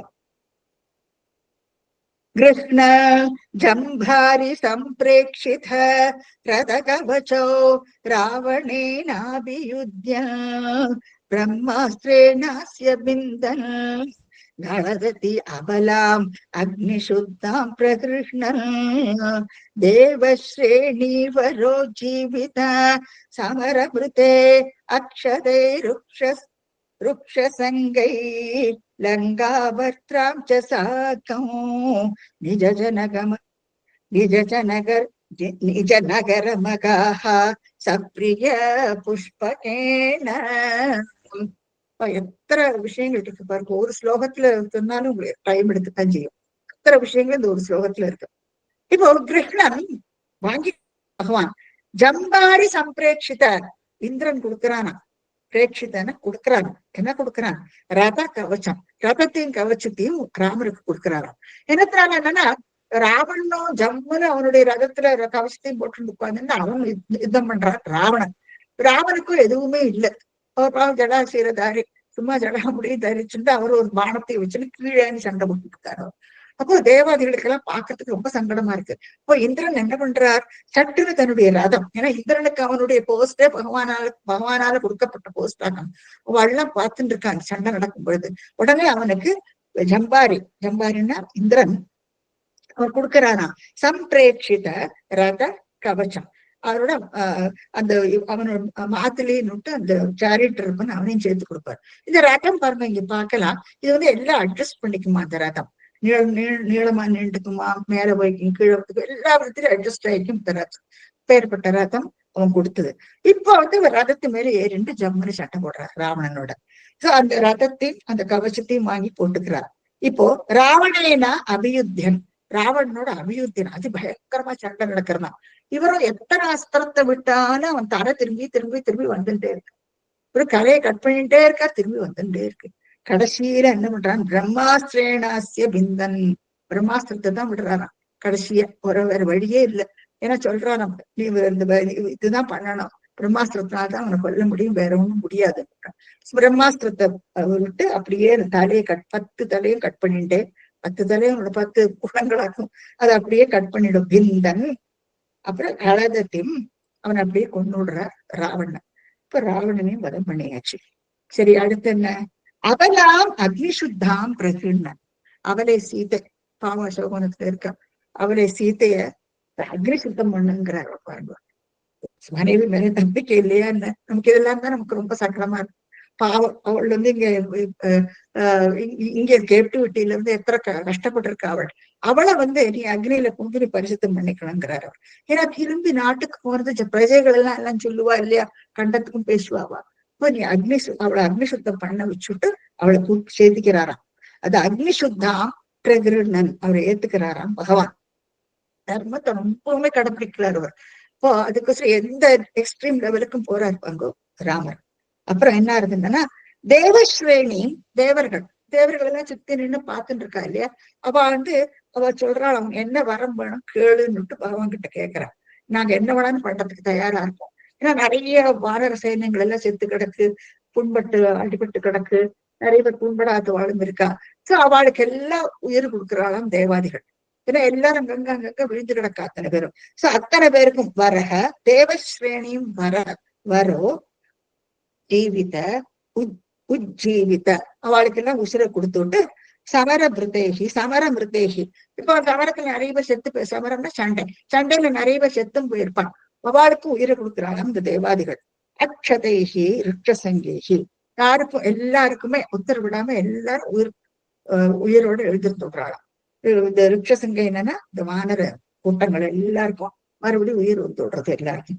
சோ இதை வந்து தேவர்கள் தேவாதிகள் எல்லாம் சுத்தி நின்றுட்டு ஹெல்ப் பண்றாங்க. சோ இவ எல்லாரையும் கூட்டணி வாழ் இப்ப திரும்பி வரணும் இப்போ இல்லையா? சீதையை அக்னி சுத்தம் பண்ணியாச்சு, சீதையும் கூட்டிக்கிண்டு இப்ப விபீஷணன் இருக்கா, இப்ப எல்லாருமே திரும்பி வரணும் இப்போ. ரிக்ஷசங்கேகிற வானர கூட்டங்களோட லங்கா பர்த்ராம் யாரு? விபீஷ்ணன். விபீஷ்ணன் புதர் கூட வரானு. லங்கா பர்த்ராம் சாக்கம் கூட இத்தனை பேரையும் கூட்டி இதே மாதிரி திரும்பி வரணும் வாழ்க்கை இல்லையா? சாக்கம் கூட நிஜ நகர மகாகா அவ இருக்கிற இருப்பிடத்துக்கு இப்ப திரும்பி வந்தானா. சத் பிரிய தன்னுடைய பிரிய சீதாதேவியோட புஷ்பகேன புஷ்ப விமானத்துல வராரு. சார்ட்டர்ட் பிளைட் எடுத்துன்னு வர்றார். புஷ்ப விமானத்துல வர போகும் பொழுது அணையை கட்டி நடந்து போறான். இப்போ வந்து புஷ்ப விமானத்துல இவ எல்லாருமா திரும்பி வரா. சோ லங்கா பரித்ராம்ச சாகம் விபீஷணையும் கூட்டிண்டு இவ எல்லாருமா திரும்பி வரா. ரொம்ப சுருக்கமா சொல்லி விடுறார் ஸ்ரீமன் பட்டத்திரி. சோ இந்த நடந்த விஷயங்கள்லாம் இந்த ஒரு ஸ்லோகத்துல நமக்கு தெரிஞ்சு விடுறது. திரும்பி வந்த பின்ன என்ன ஆகுதுனால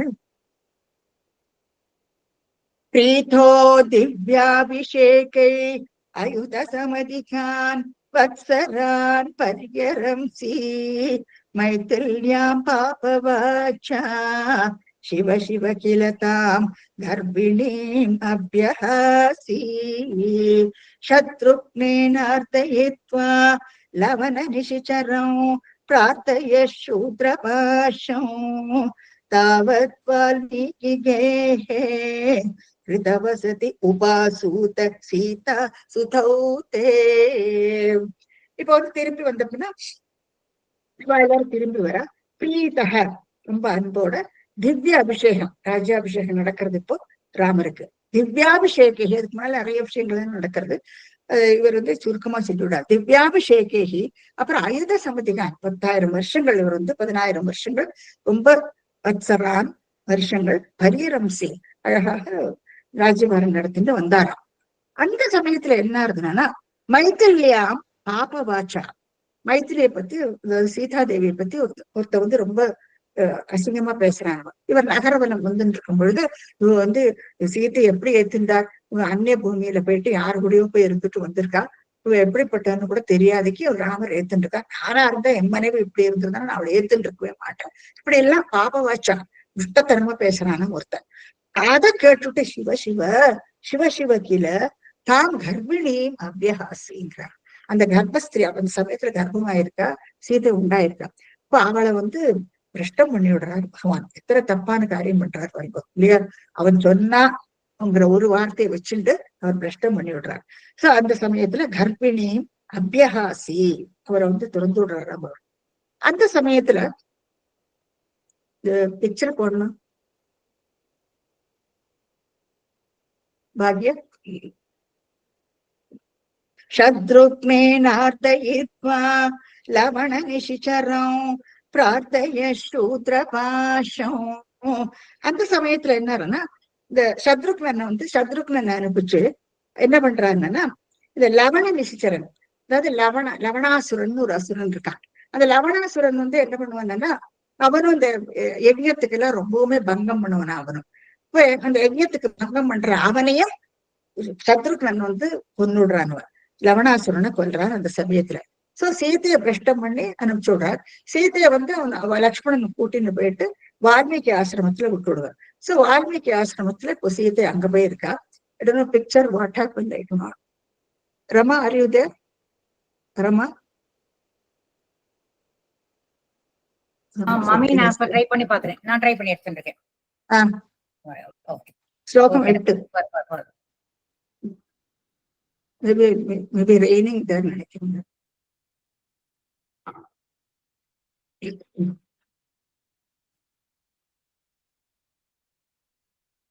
கொஞ்சம் வெயிட் பண்ணுங்க.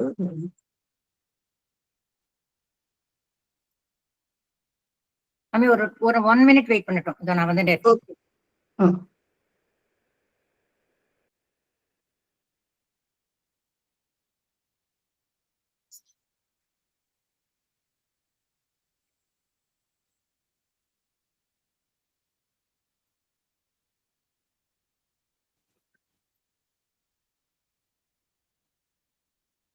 நான் உங்களுக்கு எக்ஸ்பிளைன் பண்றேன் என்னன்னு. சத்ருக்னால இந்த லவணாசுரன், இந்த லவணாசுரனை வந்து அவன் வதம் பண்ணி விடுறான். அசுரன் அவன், இந்த யஜ்ஞத்துக்கெல்லாம் ரொம்ப பங்கம் மாட்டான்.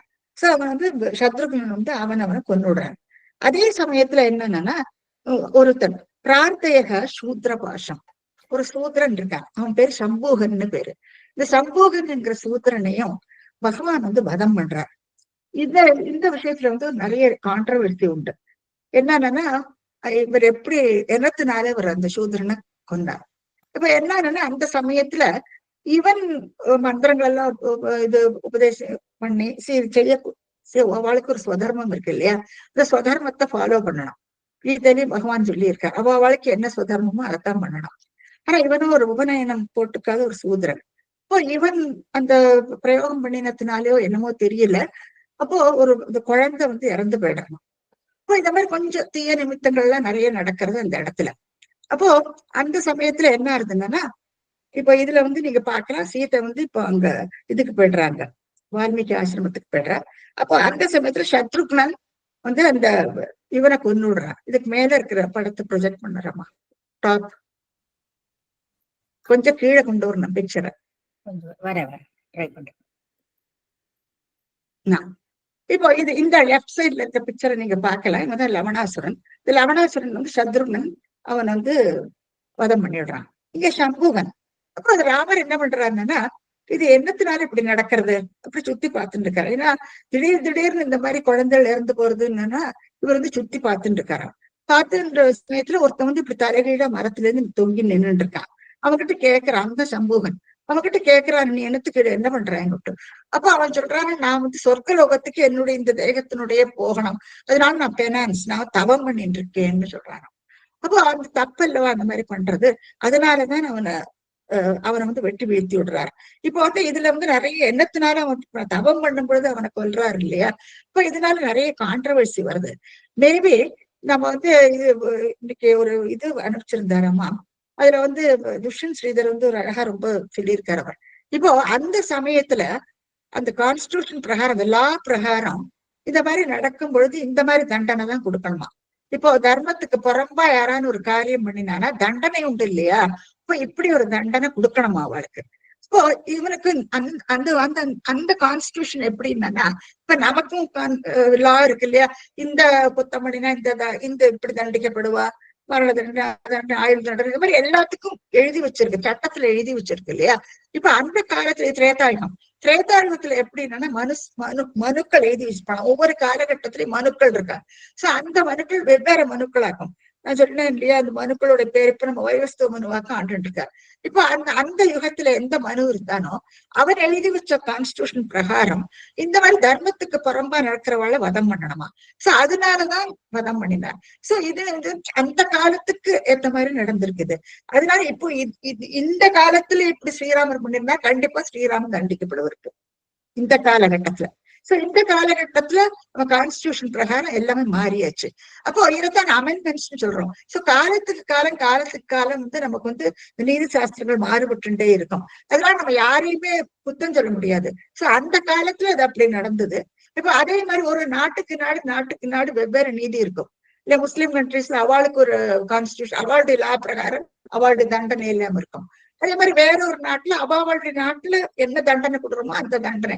இப்ப அது நமக்கு அது புறம்பா இருக்கு, நம்மளுடைய நீதிக்கு புறம்பா இருக்கும். ஆனா நம்ம அதை ஆர்கியூ பண்ண முடியாது. ஏன்னா அவ நாட்டு பிரகாரம் அது அவளுக்கு சரி, இப்ப நம்ம நாட்டு பிரகாரம் இந்த மாதிரி தண்டனை. ஆனா அந்த கான்ஸ்டிடியூஷன் லாஸ்ல அப்பப்போ மாறிண்டே இருக்கும். அதை நம்ம தெரிஞ்சுக்கணும். சோ அதனால நம்ம வந்து இதை பெருசா விவாதிக்க வேண்டிய அவசியமே இல்லை. அப்ப அதன் காரணம் தான் இப்படி நடந்திருக்கலாம் அப்படின்னு சொல்றேன். இது வந்து எந்த காலத்துக்கும் இந்த மாதிரி ஆர்குமெண்ட்ஸ் செல்லும். ஏன்னா எப்பவுமே ஒரே மாதிரி இருக்காது. எந்த காலகட்டத்திலையும் அமெண்ட்மெண்ட்ஸ் இருந்துட்டேதான் இருக்கும், மாற்றங்கள் வந்துட்டேதான் இருக்கும். சோ அந்த மாற்றங்கள் அந்த காலத்துல அப்படி இருந்ததுனால அந்த சம்புவனுக்கு வந்து ஆக்சுவலா மோட்சமே கொடுக்கிறாரு அவர். என்னன்னா உயிரோட சொர்க்கலோகத்துக்கு அளவா போனோம், சொர்க்கலோகத்துக்கு இதே தேகத்தோட போக முடியாது. இப்ப சொர்க்கலோகத்துக்கு போகணும்னா மறுபடியும் திரும்பி வரத்தான் வேணும். சொர்க்கலோகம் அப்பேற்பட்டதுதான் திரும்பி வரக்கூடிய உலகம். ஏன்னா அது புண்ணியம் பண்ணினாதான் அங்க இருக்க முடியும். புண்ணியம் பண்ணிட்டு அதெல்லாம் கழிஞ்சாச்சுன்னா மறுபடியும் அவளுக்கு மத்திய லோகத்துல திரும்பி வரத்தான் வேணும். அப்படிதான் நம்ம கீதையில பார்த்துட்டு போனோம். சோ அதன் காரணமாகத்தான் அவன் வந்து உயிரோட அப்படியே கொன்னுடுறார், வதம் பண்றாருன்னு. இந்த மாதிரி ஒரு கான்ட்ரவர்சி உண்டு. சோ அதை எனிவே நீங்க அதை பத்தி நிறைய விவாதங்கள் எல்லாம் நடக்கிறது. ஆனா அதை வந்து நம்ம இந்த காலத்துக்கு நம்ம சரின்ட்டு ஏத்துக்கவே முடியாது.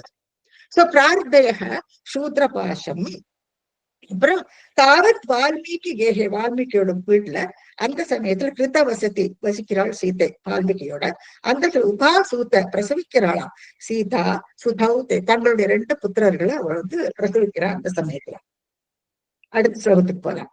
வால்மீகே த்வத் சுதோத்காபித மதுர கிருதே ஆக்ஞயா யஜ்ஞவாட்டே சீதாம் त्वय्याप्तु कामे क्षिति अविशदसौ त्वं च कालार्तितो भूवो हेतो सौमित्रिगाति स्वयमत सरयो मग्न निःशेष भृत्यैः साकं नाकं प्रयातो निजपदमगमो देव वैकुण्ठमाद्यम्. இப்ப வால்மீகி என்ன பண்றாங்கன்னா, அந்த 2 குழந்தைகள் அங்க வளர்ந்த பின்ன அவர் கூட்டிட்டு வர்றார். அந்த குழந்தைகளையும் சீதா தேவியையும் கூட்டிட்டு அவர் அந்த சமயத்துல ராமர் வந்து அஸ்வமேத யாகம் பண்ணிட்டு இருக்காரு. இந்த அஸ்வமேத யாகத்துல அவ மனைவியோட சேர்ந்துதான் பண்ணணும். இப்ப இவர் என்ன பண்றாருன்னா, அவருடைய ஒரு பதுமையை உண்டாக்கி வைக்கிறார். சீதா தேவியோடைய ஒரு தங்க பதுமையை உண்டாக்கி பக்கத்துல வச்சு அந்த யஜ்ஞம் பண்ணிட்டு இருக்கார் ராமர். அந்த சமயத்துல என்ன நடக்கிறது என்னன்னா, இதுக்கு முன்னாடி பிக்சர் அது யஜ்ஞம் பண்றது காட்டணும். அது பிக்சர் கொஞ்சம் கீழே கொண்டு வரணும். அந்த சமயத்துல நீங்க பாக்குறாங்க யஜ்ஞம் நடக்கிறது, அஸ்வமேத யஜ்ஞம் நடந்துட்டு இருக்கு. சீதையுடைய பதுமையை வச்சு பண்ணிட்டு இருக்கார். அப்போ வால்மீகி அந்த குழந்தை குறிச்ச அந்த குழந்தையிலையும் கூட்டிட்டு சீதாதேவியும் கூட்டிட்டு அங்க வராரு. அவருடைய ஆக்ஞை பேர்ல சூதக அந்த 2 குழந்தைகளும் உத்தாபித அழகா பாடுறாளாம். மதுர கிருத்தே இனிமையான தங்களுடைய குரல்ல பாடுறாளாம். அது ஆக்ஞையா, அவருடைய ஆக்ஞை. அவர் சொல்றாரா நீங்க 2 பேரும் பாடுங்கோ. ஏன்னா ராமருக்கு தெரியாது தன்னுடைய குழந்தைகளாக்கம் வரட்டு பேருன்னு அவருக்கு தெரியாது, யாருக்குமே தெரியாது. இப்போ 2 பாடுங்கன்னு சொல்றாரு அவர். ஆக்ஞையா யஜ்ஞ வாடை, அந்த யஜ்ஞம் நடக்கிற இடத்துல அந்த 2 குழந்தைகளும் பாடுறது. அப்போ அந்த சமயத்துல வால்மீகி என்ன சொல்ற, சீதாம் பொய்யாத்து காமி, சீதைய அவர் ஏத்துக்கிறதுக்கு தயாராயிடுறாங்க. ஏன்னா வால்மீகி சொல்றாரா நீ சீதையை ஏத்துக்கணும், ஏன்னா நீ பிரஷ்டம் பண்ணினா அவளை, இல்ல யாரோ ஒரு வார்த்தையை சொன்ன கேட்டுட்டு நீ அவளை பிரஷ்டம் பண்ணினா, இப்ப நீ அவளை ஏத்துக்கணும்னு கேட்கிறாராம் வால்மீகி. இப்ப அப்படி சொன்ன உடனே அவர் ஏத்துக்கிறதுக்கு தயாராயிடுறாரு ராமர். இப்போ சோ சீதாம் துவயி ஆத்து காமே, அவர் ஏத்துக்கிறதுக்கு விரும்பும் பொழுது அப்ப என்ன நடக்கிறது, ஷிதிம் அவிஷத சௌ, அவ வந்து பூமாதேவியோட ஐக்கியப்பட்டு போயிடுறா. நீங்க பாக்கலாம் சீதாதேவி வந்து அப்படியே அந்த பூமிக்குள்ள போயிடுவளவள். அந்த சமயத்துல அந்த பூமியை வந்து வெடிக்கிறது, அந்த பூமியை இது நீங்க இந்த பிக்சர்ல பார்க்கலாம். கொஞ்சம் எக்ஸ்ட்ரீம் லெப்டுக்கு வரணும். இங்க பார்த்தோன்னா அந்த பூமி அப்படியே பொழந்துக்கிறது. பூமி பொழந்த உடனே சீத்தை அதுக்குள்ள பூந்துடுறான். ஏன்னா எல்லாரும் சொல்லுவாங்கன்னா ரொம்ப ஃப்ரஸ்ட்ரேஷனா இருக்கு அவளுக்கு சீத்தைக்கு. ஏன்னா அப்படி கூட அவர் கூடயே போயிட்டு வனவாசம் இருந்து அங்க அக்னி சுத்தம் பண்ணி திருப்பி நாட்டுக்கு கூட்டின்னு வர, இங்க வந்த பின்னே அவ வந்து குழந்தைய பிரெக்னெண்டா இருக்கும் பொழுது பிரஷ்டம் பண்றார். இப்ப மறுபடியும் அந்த குழந்தைய திரும்பி வரா. அந்த சமயத்துல ஏத்துக்கிறேன்னு சொன்னோன்னு அவள் என்ன பண்றாங்க, பூமி தேவியோட போயிடுறா சீதா. பூமி தேவி வெயிட் பண்ணிட்டு இருக்கலாம். ஜனகபுத்திரி அல்லவா அவள் பூமியில இருந்து தானே கிடைச்சு அவர் வளர்ப்பு பெண்ணாக்கும் சீதை. சோ அப்படியாக அபிஷதசௌ, அப்போ இது ஒண்ணு நடக்கிறது. அதுக்கப்புறமா என்ன நடக்குதுன்னா கொஞ்ச காலார்த்தி தோபூங்கிறார். இப்போ என்ன இருக்குன்னா காலார்த்தி என்னன்னா யமன். யமன் வந்து ஒரு முனிவர் வேஷத்துல வராராம். முனிவர் வேஷத்துல வந்துட்டு ராமர்கிட்ட சொல்றாரா, நம்ம 2 பேருமா ஒரு சீக்ரெட் பேசணும், ஒரு ரகசியம் பேசணும். அந்த சமயத்துல இந்த ரூம்ல யாருமே வரக்கூடாது, இந்த அறைக்குள்ள யாருமே வரக்கூடாது. இந்த அறைக்குள்ள வந்தானா அவ வந்து கொல்லத்தக்கவா அப்படின்னு சொல்லிடுறான். அவளை வந்து நீ இழக்க வேண்டியவரும் அவ கொல்லத்தக்கவான்னு சொல்லிடுறான். இப்போ அவர் என்ன பண்றார், ஹனுமார வெளியில நிக்க வைக்கிறார். ஹனுமார வெளியில நிக்க வச்சுட்டு இந்த கொஞ்ச நேரத்துக்கு நீ யாரையும் உள்ள விடாதே அப்படின்ட்டு சொல்லியிருக்கார். அவர் வந்து யமன் என்ன சொல்றார், இப்போ உன்னுடைய அவதார காலம் முடிஞ்சாச்சு, நீ வந்து இனிமே வைகுண்டத்துக்கு திரும்பி போகணும் அப்படின்ட்டு சொல்றதுக்காகவும் யம தர்மராஜா வந்திருக்காரு. ஆனா யமன் அந்த அவரோட வேஷத்துல வர முடியாது. அப்போ ஒரு முனிசிரேஷ்டரோட வேஷத்துல வந்து உள்ள வந்திருக்காரு. உள்ள வந்துட்டு அவர் அந்த சமயத்துல யாரும் இதெல்லாம் அவரோட பிரேரணையில நடக்கிறது, போகக்கூடாதுன்னு சொல்லி யாரும் வரக்கூடாதுன்ட்டு வர சொல்லியிருக்காரு. அந்த சமயம் பார்த்து துர்வாசர் வர. துர்வாசர் வந்துட்டு லக்ஷ்மணன்ட்ட என்ன சொல்றாரு, எனக்கு இப்பதானே ராமரை பார்த்தாகணும், ஏதோ ஒரு அர்ஜென்ட் மேட்டர் இருக்கு, எனக்கு உடனே பார்த்தாகணும்னு இருக்காரு. இப்போ அவர் லக்ஷ்மணர் சொல்றாரா, ஒரு முகூர்த்த காலம் நீங்க வெயிட் பண்ணுங்க, நான் உங்களை உள்ள கடத்துறேன், அது வரைக்கும் நீங்க வெயிட் பண்ணுங்க. அவரு துர்வாசருடைய இது சுபாவம் நமக்கு தெரியும், நிமிஷம் போகும் சொல்றது அவருக்கு. இப்ப அவர் சொல்றாரா, நீ வந்து இந்த மாதிரி நீ என்ன உள்ள விடலை என்னன்னா, உள்ள விடலைன்னா என்ன ஆகும்னா, நான் அந்த ரகுவம்சத்தையே சவிச்சு விடுவேங்கிறார். ரகுவம்சத்தையே சவிச்சு விடுவேன்னு சொல்றாராம் லக்ஷ்மணன் கிட்ட. இப்ப லக்ஷ்மணன் யோசிக்கிறாராம், இவரை உள்ள விட்டானா இவர் கொல்லத்தக்கவர், இவரும் பிராமணன், பிரம்மஹத்தி தோஷம் முடிச்சுக்காதா, இவர் உள்ள விடவே முடியாது. சரி விடலைன்னா என்ன ஆகும், அப்போ ரகுவம்சத்தையே இவர் வந்து சவிச்சு விடுவார். இப்ப ரகுவம்சத்தை சவிச்சானா என்ன ஆகும், அந்த ரிசல்ட் நமக்கு தெரியும். இப்ப லக்ஷ்மணன் என்ன யோசிக்கிறானா, சரி நம்மளே உள்ள போயிடுறோம், நம்ம ஒருத்தர் உள்ள போய் நம்ம வந்து கொல்லப்பட்டாலும் பரவாயில்ல, நான் ஒருத்தன் தானே போவேன், அதாவது பரவாயில்லன்ட்டு இவர் உள்ள போயிடுறாரு. உள்ள போன உடனே கடைசியில என்ன ஆகுது, அதுதான் கீழே இங்க ஒரே ஒரு லைன், ஹேதோ சௌமித்ரி காத்தோங்கிறார். சுமித்திரையுடைய பிள்ளை ஏதோ ஒரு காரணத்தினால இழக்கிறார் பகவான். சௌமித்ரி காத்தக, சுமித்திரையுடைய பிள்ளை ஏதோ ஒரு, அது வரைக்கும் நிழலாட்ட பகவான் கூட இருந்தவரை இப்ப அவரையும் ரசிக்க வேண்டி வந்துடுறது பகவானுக்கு. இதுதான் காரணம். இப்போ உடனே லக்ஷ்மணனுக்கு வந்து ரொம்ப வருத்தப்படுறானா, வருத்தப்பட்டுட்டு நேர சரையுருவருக்கு போயிட்டு பிராணாயாமம் பண்ணி மூச்சு அடக்கி தன்னுடைய உடலை நேர்த்து ஆதிசேஷனாக வைகுண்டத்துல போய் காத்துன்னு இருக்காராம். பின்னால ராமர் வருவர், காத்துன்னு இருக்காராம் லக்ஷ்மணன். சோ இது எல்லாமே பகவான் பிரேரணை நடக்கிறது இப்போ. சோ அப்படியாக இப்ப லக்ஷ்மணனையும் போயாச்சு, சீதையும் பூமியோட ஐக்கியப்பட்டு போயிடுறா, லக்ஷ்மணனும் போயாச்சு. இப்போ என்ன, ஹேதோ சௌமித்ரி காதோ, பகவான் என்ன பண்றார், ஸ்வயம் அத, தானும் ஸ்வயம் அத சரையு, சரையு நதியில போயிட்டு மக்ன முழுங்குறாராம், முழுகிடுறாராம். அங்க மக்ன ஜலத்துல முழுகி போயிடுறாராம். நிச்சேஷ விருத்தியகி, அவர் கூட யாரெல்லாம் வரேன்னு சொன்னாலோ நிச்சேஷ ஒருத்தர் கூட விடாதிக்கு எல்லாரையும் சேர்ந்துன்னு விருத்தேகின சேவகர்கள் எல்லாரும் கூட சாகம் எல்லாரும் கூட அவர் வந்து சரையு நதியில மக்ன அவர் முழுகி விடுறாராம். இப்ப இந்த சரையு நதியில் முழுகும் பொழுது இப்ப இது நிறைய கான்வர்சேஷன் உண்டு, நீங்க பாகவதத்துல படிச்சுங்கோ. இப்ப சுக்ரீவன் இருக்கார், அவ வரதன் லக்ஷ்மணன் போயாச்சு, பரதசத்ருகன் இருக்கா, அதுக்கு மேல இப்போ ஹனுமார் இருக்கார், விபீஷ்ணன் இருக்கார், எல்லாரும் கூட வரேங்கிறார். அப்போ என்ன விபீஷ்ணன் சொல்ற, விபீஷ்ணனை பார்த்து சொல்றாரு அவர், நீ வந்து நான் இருக்க என்னுடைய கதை இருக்கும் வரைக்கும் நீ வந்து ஸ்ரீலங்கைக்கு அதிபதியா இருந்து ஸ்ரீலங்கையை பாதுகாக்கணும், நீ ஸ்ரீலங்கையை வந்து எப்பவுமே தொடர்ந்து நீ வந்து ராஜாபிஷேகம் பண்ணிட்ட பின்ன நீ தான் தொடர்ந்து நடத்திட்டு போனோம், என்னுடைய கதை உள்ளவரை தெரிஞ்சுக்கணும். அதாவது ராமாயணம் பத்தி எல்லாரும் பேசிட்டே இருக்காரு, இப்ப சரணாகதி அடைஞ்சதெல்லாம் இவர்கிட்ட தானே, சோ அது வரைக்கும் நீ தான் இருக்கணும்னு சொல்றாரு விபீஷ்ணன்.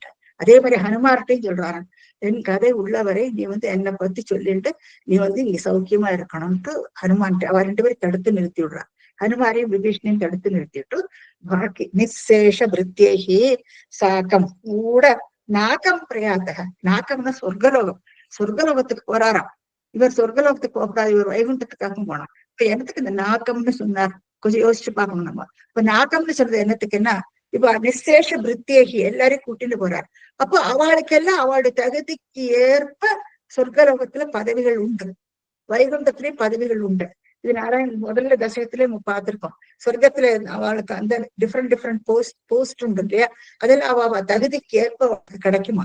இப்போ சொர்க்கலோகத்துக்கு யாருக்கு போனோமோ அங்க சொர்க்கலோகத்துல இறங்கி விடுவா எல்லாரும், அப்புறம் பாக்கி உள்ளவர் எல்லாருமா வைகுண்டத்துக்கு போவார். அதான் அந்த நாக்கம்னு ஆட் பண்ணியிருக்கா. நாக்கம்னா சொர்க்கலோகம் ஆகும், சொர்க்கலோகம் இஸ் டிஃபரெண்ட் ஃப்ரம் வைகுண்டம், ஞாபகம் வச்சு, அது ரெண்டும் ஒண்ணு இல்ல. இப்போ சாகம் நாகம் பிரயாத்தக போறார். அப்புறம் நிஜ பதம் அகமக, அவருடைய பதம் வைகுண்டம் அல்லவா, நிஜ பதம் அகமக தேவ குருவாயிருப்பா வைகுண்டம் ஆத்தியம், வைகுண்டம் தானே அவருடைய இருப்பிடம் வைகுண்டம், ஆத்தியம் முன்னாடி இருந்தே அவருடைய இருப்பிடம் வைகுண்டம். சோ ஒரு வைகுண்டத்துக்கு பகவானும் போயிடுறாரு. அங்க லக்ஷ்மணன் ஆல்ரெடி போயிட்டு ரெடியா இருப்பார், காத்துட்டு இருப்பாரு. இப்ப பின்னால இவரும் போயிடுறாரு, பகவானும் கூட போயிடுறாரு. இப்ப அடுத்த கடைசியா என்ன சொல்லணும்னா, சோயம் மர்த்தியாவதாரஹ தவ கலு நியதோ மர்த்திய சிக்ஷார்த்தமத் சிக்ஷார்த்தமேவோ விஸ்லேஷார்த்தி நிராகः त्यजनमपि भवेत् कामधर्मार्ति सत्या नो चेत् स्वात्मानुभूते क्वनु तव मनसो विक्रिया चक्रपाणे सत्त्वं सत्त्वैकमूर्ते पवनपुरपते व्याधुनो व्याधितापान्. இப்போ ச அயம் மத்தியாவதாரக பகவான் இப்போ இந்த மனுஷ அவதாரத்தை எடுத்திருக்காரு இல்லையா? இப்ப அதுக்கு என்ன காரணம் கண்டுபிடிக்கணும் இல்லையா? ச அயம் மத்தியாவதாரக தவ கலு நியத்தம். இது நடந்தது, இப்போ நம்ம பார்த்தோம். தவ கலு நியத்தம், இது நடக்கிறது. இது என்னத்துக்கு என்னன்னா மர்த்திய சிக்ஷார்த்தனார்த்தங்க. இது நமக்கெல்லாம் ஒரு பாடத்தை கத்து கொடுக்கறதுக்கு தான் பகவான் இந்த அவதாரத்தை எடுத்தாராம். அதுதான் மர்த்திய இந்த மனுஷர்களுக்கு சிக்ஷார்த்தமேவம், இந்த சிக்ஷை சொல்லி கொடுக்கறதுக்கோசரம், இந்த பாடத்தை சொல்லி கொடுக்கறதுக்கோசரம் தான் பகவான் இந்த அவதாரத்தை எடுத்தாராம். என்ன பாடம் சொல்லி கொடுக்கிறார்? அடுத்த லைன்ல போடுறார் பாருங்க. விஸ்லேஷ ஆர்த்திங்கிறார். விஸ்லேஷக ஆர்த்தினா இப்போ இந்த ஆர்த்தினா துன்பு, விஸ்லேஷகன பிரிவு. பிரிவினால துன்பம் வருது இல்லையா?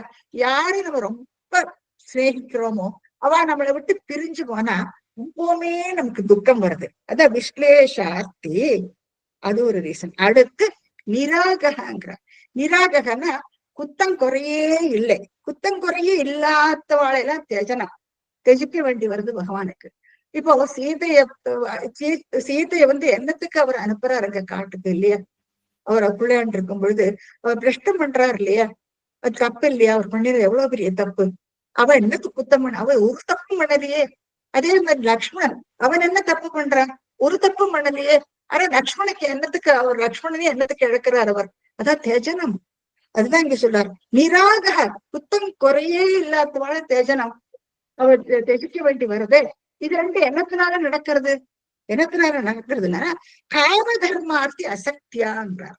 காமம் தர்மம் இதோட அசக்தியா, இத ரொம்பவுமே நம்ம பார்த்தோம். என்னன்னா அதாவது காமம்னா நமக்கு ஆசை சிலதுல. இப்ப வீடு வாசல் மனைவி மக்கள் பேரன் பேத்தி இப்படி ஒரு ஆசை நம்ம மனசுக்குள்ள, கொள்ளை ஆசை நம்ம மனசுக்குள்ள. இந்த கொள்ளை ஆசை நமக்கு இருக்கும் பொழுது அதை நம்மளை விட்டு பிரிஞ்சு போயிடுதுன்னு வச்சுக்கோ, அந்த துக்கத்தை நம்மளால தாங்கவே முடியாது. இப்ப பகவான் இப்ப சீத்தைய ராவணன் அபகரிச்சுட்டு போயிடார். அப்போ அந்த ஆசிரமத்துல இருந்து ரொம்பவே துக்கிக்கிறாராம். லக்ஷ்மணன் சொல்லுவான், ஐயோ நான் ஒரு பாபிஷ்டி, என்ன பாவம் பண்ணினேனோ, நான் மனைவி இழந்துட்டோம், எங்க போனான்னு கூட தெரியலையே. இப்ப நீங்க ஜஸ்ட் இமேஜின் பண்ணி பாருங்க, எத்தனை கஷ்டம் வந்திருக்கும் அவருக்கு இல்லையா? அந்த காட்டு பிரதேசத்துல அவ எங்க போனானே அவருக்கு தெரியாது. அப்போ இது என்னத்தினால இந்த விஸ்லேஷார்த்தி காமம். ஏன்னா அவ பேர்ல அப்படி ஒரு ஆசை வச்சார். அதே மாதிரி அப்பா, இப்ப அப்பா சொன்னாருங்கிறதுக்குள்ள காட்டுக்கு கிளம்பி போயாச்சு இல்லையா? அப்போ இந்த மாதிரி ஒவ்வொரு சமயத்துல இப்படி யாரும் இல்ல ரொம்ப ஸ்நேகமா இருக்காரு. அப்பாவை இழக்க வேண்டி வருது, நாட்டை இழக்க வேண்டி வருது. எல்லார் பேர்லயும் அவருக்கு ரொம்ப கருணை, எல்லார் பேர்லயும் அன்பு.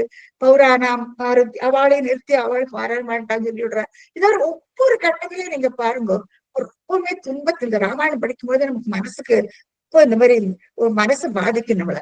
அவர் ஏன்னா ஒவ்வொரு சமயத்திலயும் அவர் அப்புறம் துக்கத்தை அனுபவிக்கிறாராம் பகவான். அப்போ இது விஸ்லேஷாத் ஆர்த்தி, இது அது காமம், காமத்தினால.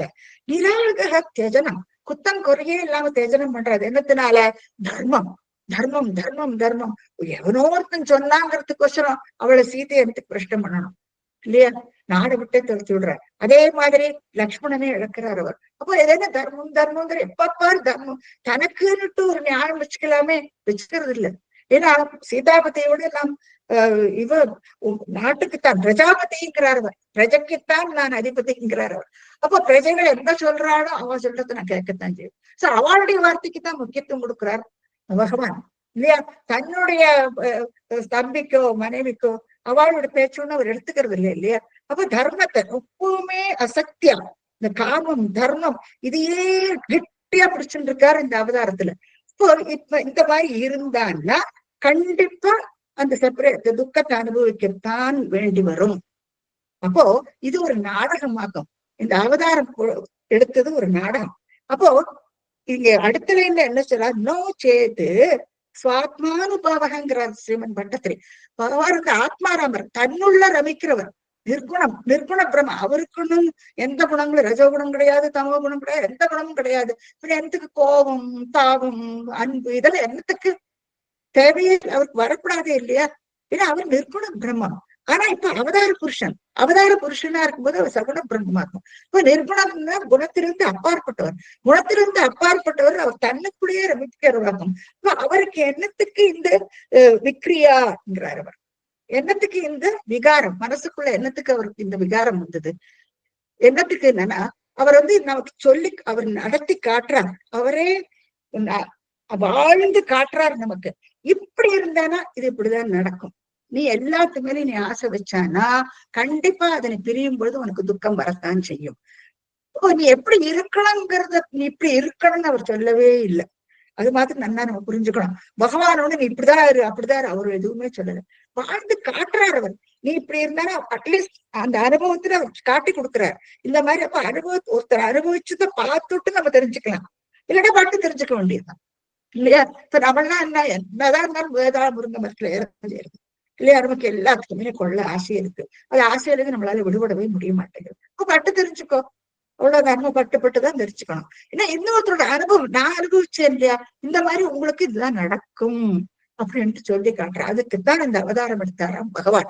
அதனால நீங்க தப்பா அர்த்தம் எடுத்துக்க கூடாது. அவர் இப்படிதான் இருக்கணும்ட்டு பகவான் நம்மகிட்ட சொல்லவே இல்லை. அவர் என்ன சொல்றாரு? வாழ்ந்து காட்டுறார். நீ இந்த மாதிரி இருந்தாக்கா காம தர்மார்த்தி அசக்தியா இருந்தேன்னா விஸ்லேஷார்த்தி நிராகர தியஜனம் இது கண்டிப்பா நடக்கத்தான் செய்யும். இல்லைன்னா ஸ்ரீமன் பட்டத்திரி நோச்சேது சுவாத்மான பூத்தே நீயோ ஸ்வயம் நீ உனக்குள்ளேயே ரமிக்கிறவர். குவனோ என்னத்துக்கு இந்த மனசுல விக்ரியா, இந்த விகாரம் மனசுல என்னத்துக்கு அப்படின்ட்டு பட்டத்திரி அழகா முடிக்கிறார். என்ன சொல்றார்? சக்கரபானே சக்கரத்தை கையில எழுந்திருக்கார். காலச்சக்கரம் எல்லாத்தையும் நிர்ணயிக்கிறது இல்லையா? காலச்சக்கரம் தான் எல்லாத்தையும் நிர்ணயிக்கும். அப்போ இவர் சக்கரபாணைன்னு சொல்றார். அடுத்த பிக்சர்ல நீங்க பார்க்கலாம். பகவானை பார்த்து ஸ்ரீமன் பட்டத்திரி சொல்றார், ஹே சக்கரபாணே, சக்கரத்தை கையில் ஏந்தியவரே. பட்டத்திரி குருவாயூரப்பனை பார்த்து சொல்றார், சக்கரபாணே சத்வைக ரூபே. சுவாத்மான பாவா சொல்றார் இல்லையா? சத்வைக ரூபம். இவருக்கு சத்வ குணம் தான், சத்வைக ரூபம், நிர்குணம். இவருக்கு எந்தவித ரஜோகுணம் கிடையாது, தமோ குணம் கிடையாது பகவானுக்கு. அவருக்கு என்னத்துக்கு இந்த கோபம், தாபம் இதெல்லாம் ஒண்ணுமே கிடையாது அவருக்கு. ஆனா இந்த அவதாரம் எடுத்து நமக்கு காட்டி கொடுத்தாரு, அவ்வளவுதான், வேற ஒண்ணும் இல்லை. அப்படின்னா பகவானை பார்த்து சொல்றாரு, குருவாயூரப்பனை பார்த்து ஸ்ரீமன் பட்டத்திரி சொல்றார், சத்வைக ரூபேன்னு சொல்றாரு அவர். சுத்த சத்வைக ரூபே.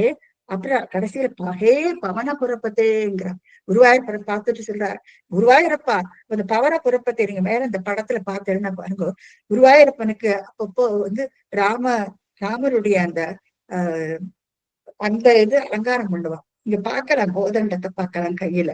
அவருக்கு அந்த கோதண்டத்தை கையில எழுந்திருக்காரு பாருங்க. இது சாட்சாத் அந்த கோவில்ல பண்ணிருக்க அந்த அலங்காரமாக்கும் இது. அந்த பிக்சர் எடுத்து போட்டிருக்கேன். அப்போ பவன புறப்பத்தே எப்படி பகவான் இப்படி காட்டி கொடுத்திருப்பார் இல்லையா? ராம அவதாரமா எடுத்த கண் முன்னால அவர் காட்டி கொடுத்திருப்பாரோ என்னமோ அப்படின்னு நமக்கு தோண வைக்கிறது இது படிக்கும் பொழுது. அப்போ பகவானை பார்த்து சொல்றார், சத்வம் தாங்களோ சத்வேக ரூபே பவன புறப்பத்தே குருவாயூரப்பா வியாதனோ வியாதி தாப்பான்கிறார். இந்த நோயிலிருந்து நீ என்னை ரட்சிக்கணும்னு சொல்றாரு அவர். இப்போ பட்டத்திற்கு ஒரு மனசுக்குள்ள ஓடுறதான். இப்போ நான் கூட இந்த மாதிரி காமத்துல ஈடுபட்டு இருந்தேன், அதனாலதான் எனக்கு இப்படி ஒரு துன்பத்தை அனுபவிக்க வேண்டி வருதோ. சின்ன வயசுல அந்த மாதிரி எண்ணங்கள் எல்லாம் தோணும் இல்லையா? அதனாலதான் எனக்கு இப்படி ஒரு துன்பமோ இல்லையா? அவர் வியாதியில ரொம்ப அவஸ்தப்பட்டு இருக்கார். அதே மாதிரி தன்னுடைய குருவுக்கோசரம் அவர் அந்த வியாதியை தானே ஏத்துக்கிறார். தர்மம். ஏன்னா என்னுடைய குருவுக்கு குரு தட்சணை கொடுக்கணும். குரு தட்சணைக்கு பதிலாக நான் அவருடைய இந்த ரோகத்தை நான் ஏத்துக்கிறேன்.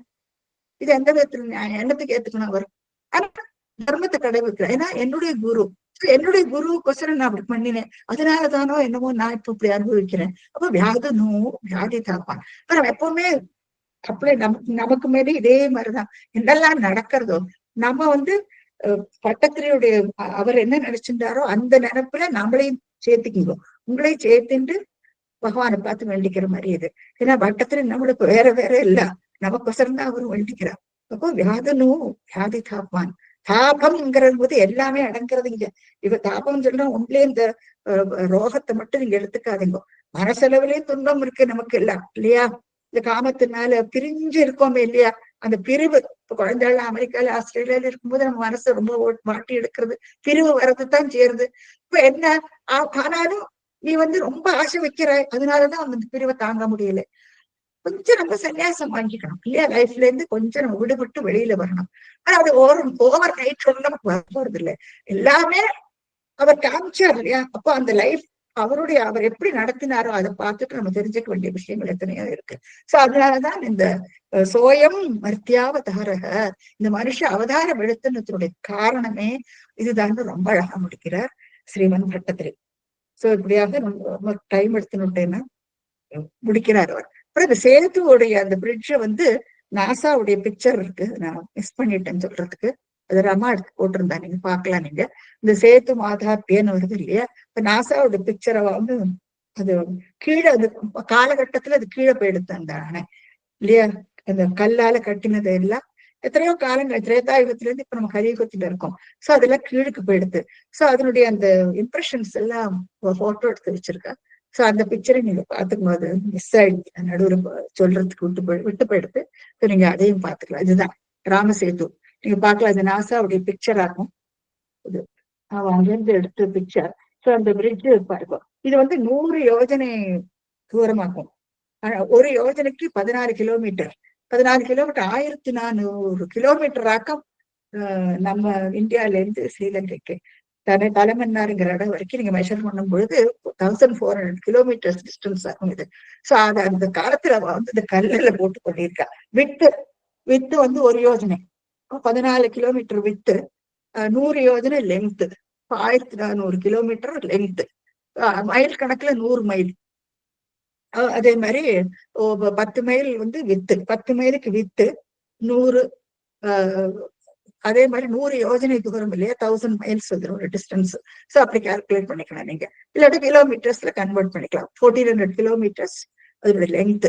சோ இது நாசாவுடைய இமேஜ் ஆகும். இது சேது, ராமசேதுங்கிறது. சோ அதையும் நீங்க பாத்துக்கும்போது நடுவில் விட்டு போயிடுது. சாந்திரானந்தாவபோதாத்மகம் அனுபமிதம் காலதேசாவதிभ्याம் நிர்முக்தம் நித்யமுக்தம் நிகமசதசஹஸ்ரேண நிர்பாஸ்யமானம் அஸ்பஷ்டம் திருஷ்டமாத்ரே புனருரு புருஷார்த்தாத்மகம் பிரம்மதத்வம் தத்தாவத் பாதி சாட்சாத் உருபவனபுரே ஹந்த பாக்யம் ஜனானாம். ஸ்ரீ ஹரியே நமः.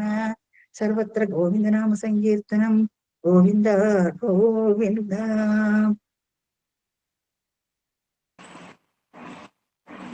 Thank you, ma'am. ஒரு நிமிஷம் இருங்க. Thank you, ma. Thank you, mommy. Thank you, Thank you, mommy. ரொம்ப சூப்பரா இருந்தது மாமி presentation. Yo Thank you, mommy. அந்த ராமாயணத்துல, அந்த ராமாவதாரத்திலே நாங்களே இருந்த மாதிரி இருந்துச்சு அங்கேலாம். அவ்வளவு தூரம் சொன்னேன் நிஜமா. அப்படியா?